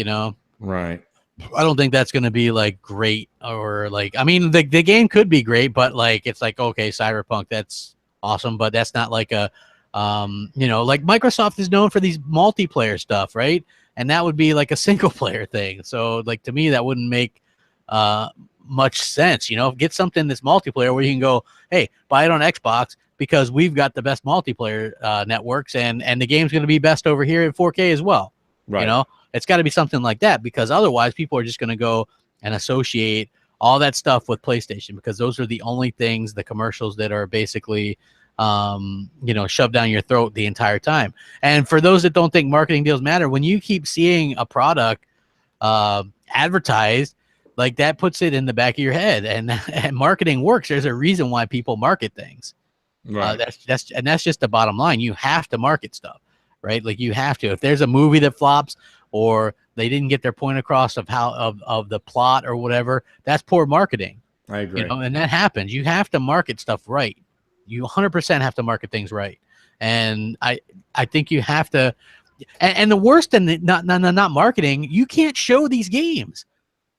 I know. You cannot that's show the thing. these And games. like you say, certain things don't transpire well on stage, but then when you can't even show them on commercial or in store, or when you go into a GameStop, now you're going to have PS4 playing all of those games, and Xbox is not going to have any of those. You know what I mean? They can't show them or illustrate them on this powerful machine. That does hurt. It does hurt. Yeah, it's one thing saying, hey, we're going to have the best versions of all these multi-plat games, but it's like most people are like, show it to me and I'll believe it. You know what I mean? Like that's just, it's like show it to me, like the show me state, right? So I just think that it's like people want to see this stuff. What good is it if we can't? I agree. I totally agree. Do we have another voicemail? Yes, we do. We have Slapnuts. Slapnuts. Slapnuts. Crap. It's your boy Slapnuts. You know, the one you never added in like 5 months? Yeah, I'm still waiting. Shit, it's just that's pending. What the fuck? Anyway, what do you think the chances of Microsoft adding YouTube, native YouTube streaming, like the way they have Beam on the Xbox Scorpio? And why don't we all just like send mad messages to Xbox, just like letting them know like we all want that? You know what I'm saying? Until like they finally add it. All right, yo, add me back, brother. I'm still waiting. Thanks, cool man. All right, bye, peace. I love you. That's great. Yo, it's awesome. Yeah, I'll add him back, man. Slapnuts. Dude, I think that it's one of those situations where it has something to do with Google or something. I don't think Microsoft gets along very well with Google. YouTube being Google, that because I had heard that they were actually working on some kind of thing for it, but then Google started pulling like Microsoft stuff off their stuff, like, and cutting support, like if you were on their browser or whatever. So Microsoft, in order to get them back, we're doing that. You know what I'm saying? So maybe never.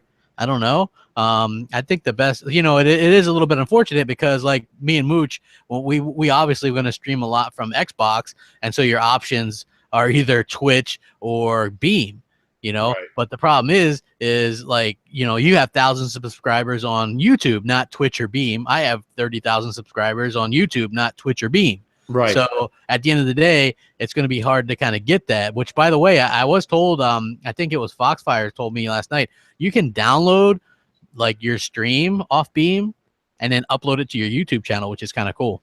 Okay.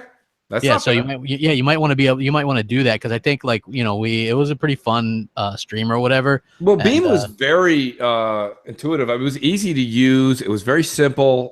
It's embedded into the Xbox One now. So you just go down to stream. It's right on your left side, your guide. You click on it. You have a couple of things. You can change the name of the broadcast title.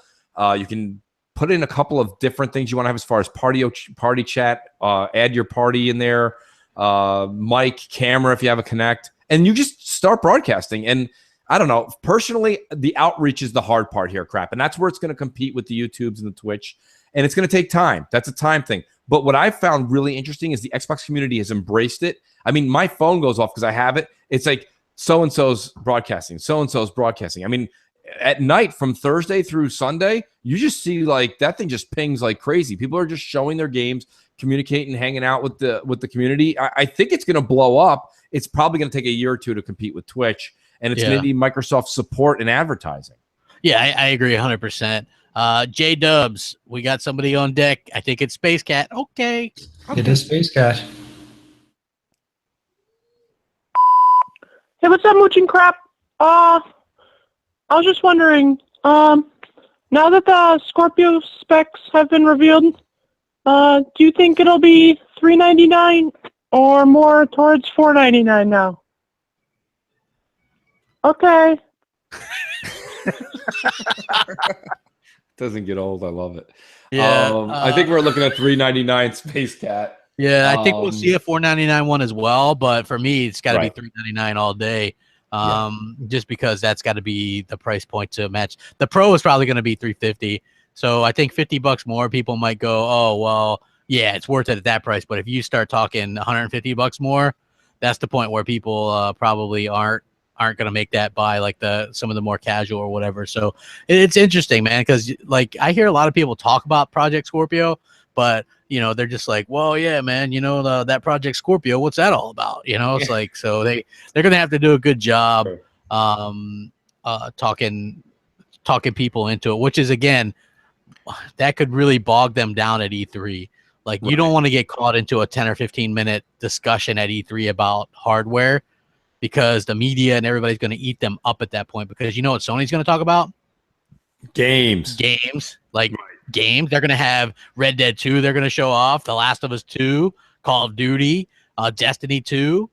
You know what I mean? They're going to have God of War. The thing about it, though, is at the end of the day, when you watch all the media coverage, generally in the E3, they want to see what's going on as far as first-party studio games, because we all know Red Dead's coming. We all know Destiny 2 is coming. These companies are doing a great job of showing us these games way in advance. You know what I mean? We're going to get all of these premiere presentations on Twitter and YouTube in the next coming months. But like, that's, even though they're going to show those on stage, that eats up a lot of Sony's time. So I mean, I think you're going to see things like Detroit, you're going to see Days Gone, you're going to see God of War, you're going to see, I don't know if you're going to see, I don't think you'll see more than another CGI of The Last of Us. If you do, it'll just be like a very, very small scene that's clipped in between CGI. And then I think you're also going to see the whole Uncharted, whatever that DLC is that's coming out. Crap. Yeah, that's coming out rather soon. So they could do that. Maybe is that an August release? Yeah, August 22nd. Right. So I mean, you'll see it at E3, because why not? Right. That's something to get everyone excited about, because in 6 to 7 weeks they can play that. Yeah. All right. Who we got on deck? J Dubs. Tony. We have Tony Berg. Nice. Oh, that is nice. Tony's always on Twitter. Yeah. Hey, Crap. Hey, Mooch. This is Tony Berg on Twitter and from YouTube and Xbox Live, Knight Rider, AHA. Been in contact with YouTube for a little bit on there. Just want to kind of, well, first of all, I just want to say, Mooch, welcome back, brother. Good to have you back. Crap, keep up the good work, man. Let's keep on these ponies' tails, because they're annoying as hell.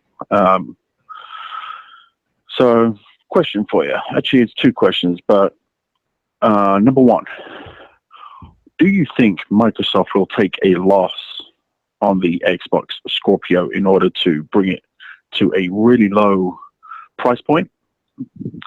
Question number two, what new IP do you guys want from Microsoft to come out on Xbox? Personally, I think I would like some kind of story-driven action-adventure game, which I think a lot of us are waiting for. Anyway, be great to hear what you guys think. Keep up the good work, guys. Awesome. Bye. I think Microsoft's willing to take a loss because they're getting their teeth kicked in. So it's all about the services, like getting people to use Xbox Live, getting people to buy the software. They've got a lot of stuff like that. So, yeah, I definitely think they're going to be willing to take a loss. I don't even know if $399 would be much of a loss, to be honest with you. So, I don't know. And as for I'll tell you this much, but Crap, I do think they're going to take a bit of a... If they can't get it to $399 with a slight profit or break even, they're going to get it to $399 one way or the other. Yeah, I think. I mean, as far as the hardware space is concerned. Yeah, I agree 100%. And as far as the new IP, like I said, they need some kind of RPG. Just throwing that out there. Get an RPG. That's one of the things they're lacking. What about you? No, I mean, I don't know. I mean, we answered this before. I've been thinking about it time and time again. I think that maybe they should do something with that. Remember that Shanghai heist or whatever that thing was that we saw originally from, that was coming from now the Coalition, was Black Tusk Studios. Maybe something like that for an IP would be a neat, like, new type of, I don't know. You're saying JRPGs. Everyone says JRPGs are RPGs. Not JRPGs. I'm saying just the RPG. RPG. Well, I mean, that could possibly be that same kind of game. I've always said that they should do a James Bond type game, England background, espionage, third person shooter. I know, right? I think that's a genre. Look at what was it there? GoldenEye sells million. Everyone talks about it. It's a big deal, but nobody wants to actually tap into that genre. I don't know. Why not go for that? I think it's an open market. I think people like that kind of stuff. They like the spy versus spy world. Okay. Oh, well, J-Dub says we have 3 more voicemails. Do you want to push through Mooch? Yeah, let's do some voicemails and then we'll spin the wheel or whatever. Let's do the we got Tony the Pony on deck. Of course we do. Perfect. Hey, Mooch. Hey, crap. It's Tony, the former pony. I didn't ring in last week because I was just a little bit overcome with the excitement of Scorpio. I sort of didn't want to leave it like a real fanboying out message, because, I'm a massive Xbox guy now. And I was just so happy that, that Microsoft came through with what they promised. And people talking about this and that. And you get all the haters coming out saying it's going to be too expensive and rah. And Xbox got no games. And I'm like, man, those guys are salty, if that was me and I was still the pony that I was a toxic pony fanboy, if you didn't know. But if that was me, even as a toxic pony fanboy, I still would have been like, yeah, Microsoft, nice, You came through with the goods this time. Checkmate, motherfucker. And, but some of them, not all of them, a lot of those Sony guys are really good guys. And I'm sure some of your listeners are Sony guys, and I'm not saying anything bad about them. I'm just talking about the toxic fanboys, the media outlets that just can't wait to jump down Microsoft's throat. But I'm telling you, you've awakened a sleeping giant this time. And media outlets, Sony, everyone, Sony especially, with their dishonest tactics. So, anyway, guys, that's all I wanted to say is... they built the system and the games will come. Build it and they will come. One of the oldest sayings in the world that goes back to the Colosseum in ancient Rome. And it still applies today. Okay, guys, bye. Ancient Colosseum, man. I think he's talking about what the hell's that movie? The Natural. Yeah, The Natural. Or no. It was that damn movie Field of Dreams. Field of Dreams, yeah. Yes. Yeah, that's the ancient Colosseum. Yeah. The Colosseum. I don't remember any Roman emperors. Yeah, so that was great. Did you have a question? Or no, it was more of a statement of how great the hardware is going to be. And it is a time thing. I mean, the question is that is time on Microsoft's side here, because they got the console coming out this year. If it takes a good year for them to get their Scorpio esque games to come out, or their turnaround on any kind of like 4K stuff that they want to promote, you are creeping into 2019, 2020 timeframe.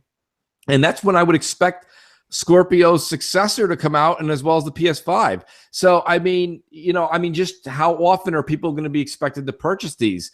I don't know. I mean, the other thing is it looks like you don't have to purchase the newest, latest, and greatest. If you buy Scorpio this year, you don't have to buy Scorpio 2 in 2020. It's going to play a little better on Scorpio 2, but it's going to follow the PC mantra, right? Crap, where people were playing with 980 Ti's or whatever they're called, then they jumped to 1080s. And that doesn't mean people who have 980 circuit graphic cards can't play. It means they're just looking at a different, visual fidelity. I mean, I don't. To me personally, I think it's going to come down to player preference at this point. Yeah, I mean, you're gonna obviously. Well, there's people who are going to play an Xbox One S games. Yeah, I mean, your games are going to look fine either way. It's going to be good. Matter. It's just exactly. We got triple cup Chuck on deck. Nice. Hell yeah. What up with your mooch and crap? This your boy Triple Cup Chuck, and I'm up. And I got a question. Well, this is more like a statement more than a question. At E3, when Phil Spencer come out to announce the Scorpio, because you know he gonna be the one that's gonna announce the Scorpio, what it look like and the real name of it. When everybody sees Phil Spencer come out on stage, I want everybody to just stand up and just be like, Scorpio, Scorpio, because I know I'm gonna be at my house and I'm gonna be doing the same thing. Scorpio, Scorpio. And you know, it's just gonna be electrifying just to see everybody just united, just saying Scorpio. And you know, and the other thing I had wanted to talk about was, you know what I'm saying, for the look of it, you know what I'm saying, for them to show everything, but do not announce the price of the Scorpio. Wait till that Monday before Sony come on stage and do a commercial and drop the price on it, like bam, the price of Scorpio, you know, woo the woo, because you know, ever since I've been on for the last 3 years, PlayStation been doing a one-up on Microsoft. Every time Microsoft got some news, PlayStation always drop numbers or something like that on top of Xbox. Anytime Xbox try to drop some good news. But anyway, though, this your boy Triple Cup Chuck, and I'm out. And let me know what you think. Get at me. Hell yeah, man! That guy's slick on the mic too. Yeah, Jeez, no, that was real good. That was. I think that who knows what if they'll drop the price or not, because I expect Sony to lower the price of the Pro. Yeah. So maybe they do that the next day or something and go, oh, by the way, yeah, it's going to be this. Then maybe they have a little bit of room to play with, you know. And well, to be honest with you, they're going to probably lower the price at the E3 stage because they're going a full day later. So when Microsoft says, you know, Scorpio is, and they say whatever, you know. What if they don't say what it is? What if they say, okay, it's going to be available on this, and we're going to share? No, they've got to walk away. They've got to walk away E3 with a price, don't they, Crap? Yeah, you're right. I mean, they do. So. I think they have to. So Sony can lower the price after that. Yeah, Sony, well, Sony's going to talk sales, and they're going to say, oh, it's not even a console war, it's a slaughter. You know what I mean? It's like, you know, hard to kind of refute that, in my opinion, but I digress. Let's go ahead and wrap up this last voicemail. Let's do a last Surprised we got through all this, but we got Xbox a good Trigger. amount. Yeah, Trigger. Hell yeah. The Xbox Trigger. This is Xbox Trigger from Twitter. And my question today is, what can we do to stop the media bias and these journalists and these obviously Sony fanboy developers talking bad about Xbox? I'm just getting tired of it because everything that Microsoft does, there's something wrong with it. Look at the PS4 Pro. When it first came out, they were like, oh man, I can't buy a 4K TV, blah, blah, blah. But the same people, when the Xbox Scorpio got rebuilt, who needs this? I don't have a 4K TV. It's terrible. And even if you tell them they're biased and show them evidence, they block you and they say, oh, we can be biased all we want. You don't have to be neutral. What can we do? I'm tired of it. I don't want Xbox Land to go down because people don't like us. Anyway, thanks for your call, and hope you have a great day. Bye. Yeah, the answer. He thanked us for the call. Yeah. Thanks. No, Trigger, thank you, buddy. But listen, let me answer your question real quick. You're doing it right now by tuning into MNC Mornings and participating. That's how you can do it. Number two, to be honest with you, on this show, we made fun of Xbox. We discussed and made fun of Sony. We made fun of we try to be as realistic as possible. Of course, you're going to hear that we are, at least we're up front. You know, we say we prefer Xbox, but there's things about Xbox that drive us crazy that they do wrong. And there's just things that Sony doesn't do at all that we wish they would do. And we reiterate it each week so that possibly it starts something. The Sony fan base should be just as vocal and let Sony know the things that they want. Now they're going to say, oh yeah, we're getting games. You're getting games this year, but like Crap has said in many videos, from 2013 until about, a few months ago, you've been getting one big game a year at most, AAA, right? I mean, it hasn't been a ton. Last year you had, the first Christmas I think we had, except for the launch year, the year after that, what did we have, Crap? We had just the Uncharted collection, right? Yeah. Then this past year we had The Last Guardian, and I don't even know if there was another big one. I know there's a lot of little games mixed in there, but like me and Crap were saying earlier, those are sprinkled in games. Those are not like AAA, like I can't wait to go get my new PS4 because I can't wait to play Gravity Rush 2. Very few people have said that sentence. Very few people. Like the people who developed that, their kids didn't even say that sentence. Like nobody says that. So, and it goes for Microsoft too. Nobody said, I can't wait to go get an Xbox One and play Voodoo Vince. Like, it's just that they don't say that. Those are the sprinkled in games. People are waiting for big games or new IP, and Sony's just starting to come up and achieve that today, now, this year. Yeah. And so hopefully Phil's got something up his sleeve. We'll find out on the E3 stage. Yeah, I think they're gonna be. I think they're gonna do really well. I'm excited to see what they come out swinging with. You know what I mean? It's got to be something, right? I mean, it's got to be. Yeah, they've got to. They have to have something. They can't just go up there, show Crackdown 3 and Sea of Thieves, and then pull the handkerchief off the Scorpio and be like, "We're out."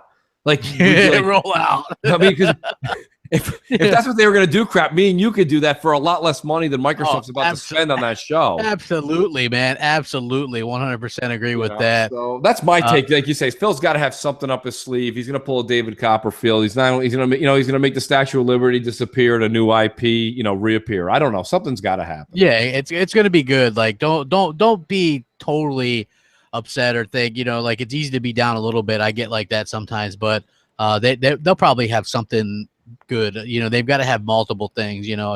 I feel it. So let's see. We ready to roll the wheel there? What are our prizes this week? I have an Xbox gift card. Very cool. Yeah, nice. So I'm going to be giving that away to whoever wins this. Compliments of me. So nice, crap. That's very nice of you. Yeah. Okay. Here we go. Hold on. Let me set this thing up real quick there. For some reason, it's not. There we go. Okay, we're ready for the first spin. There's only one spin today, right? Yeah, just one spin today. One spin. Okay, here we go. And there's no sound on that today, huh? Yeah, no sound effect. Weird.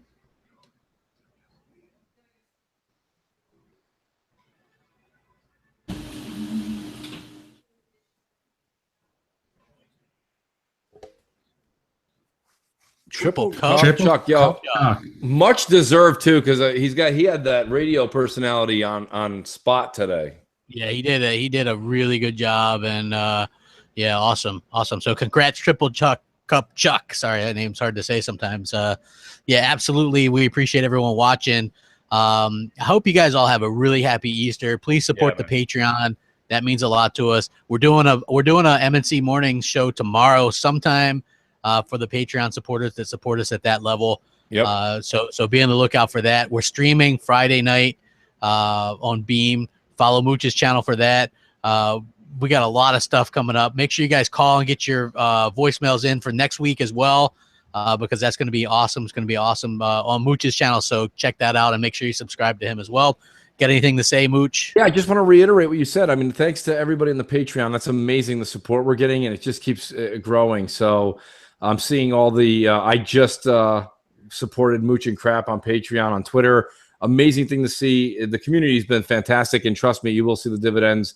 We start with our giveaways starting in May. So thanks to that. And by all means, please do go over to my YouTube channel and do sub it. I really don't promote it a lot because I feel like it's kind of at this point something that if you're a YouTube fan and you listen to podcasts and you go, geez, I like the guy who's talking right now, that you go over and sub that person's channel. I do it all the time myself personally. Like a friend of mine will send me a podcast that I've never listened to. Some of them are gaming, some of them aren't. And I'm like, this is a great show. I got to hit the sub button. So if you dig what me and Crap do, by all means, sub the channel. We do have all my streams will be on there. And we will start to have Mooch one-on-ones with a couple of great people in the community, just setting up. It's hard. I just got back a few weeks ago, so to get into everybody else's Rolodex and get back on their schedule is difficult. But these things are happening all behind the scenes. So I want to thank everyone for today. Happy Easter to everybody and their families. And catch you guys on Xbox Live. What about you, J-Dubs? Anything to close with? No, just happy Easter to everybody. I apologize to some of the people that tried to call in. We were having some technical difficulties with the Skype calls. They were jumping on two different screens, and I wasn't able to control them properly. I apologize for that. But like you said earlier, I got a new piece of hardware that I'm still trying to perfect with the Elgato, using a couple of different computers at the same time. But I'm sure we'll have all that worked out within a week. So anyway, thank you, everyone, for coming. Yes. Thank you guys very much. Are we ready to roll out? Let's roll out. Let's roll out. Roll out. Rack them up. Peace, everybody. Thank you.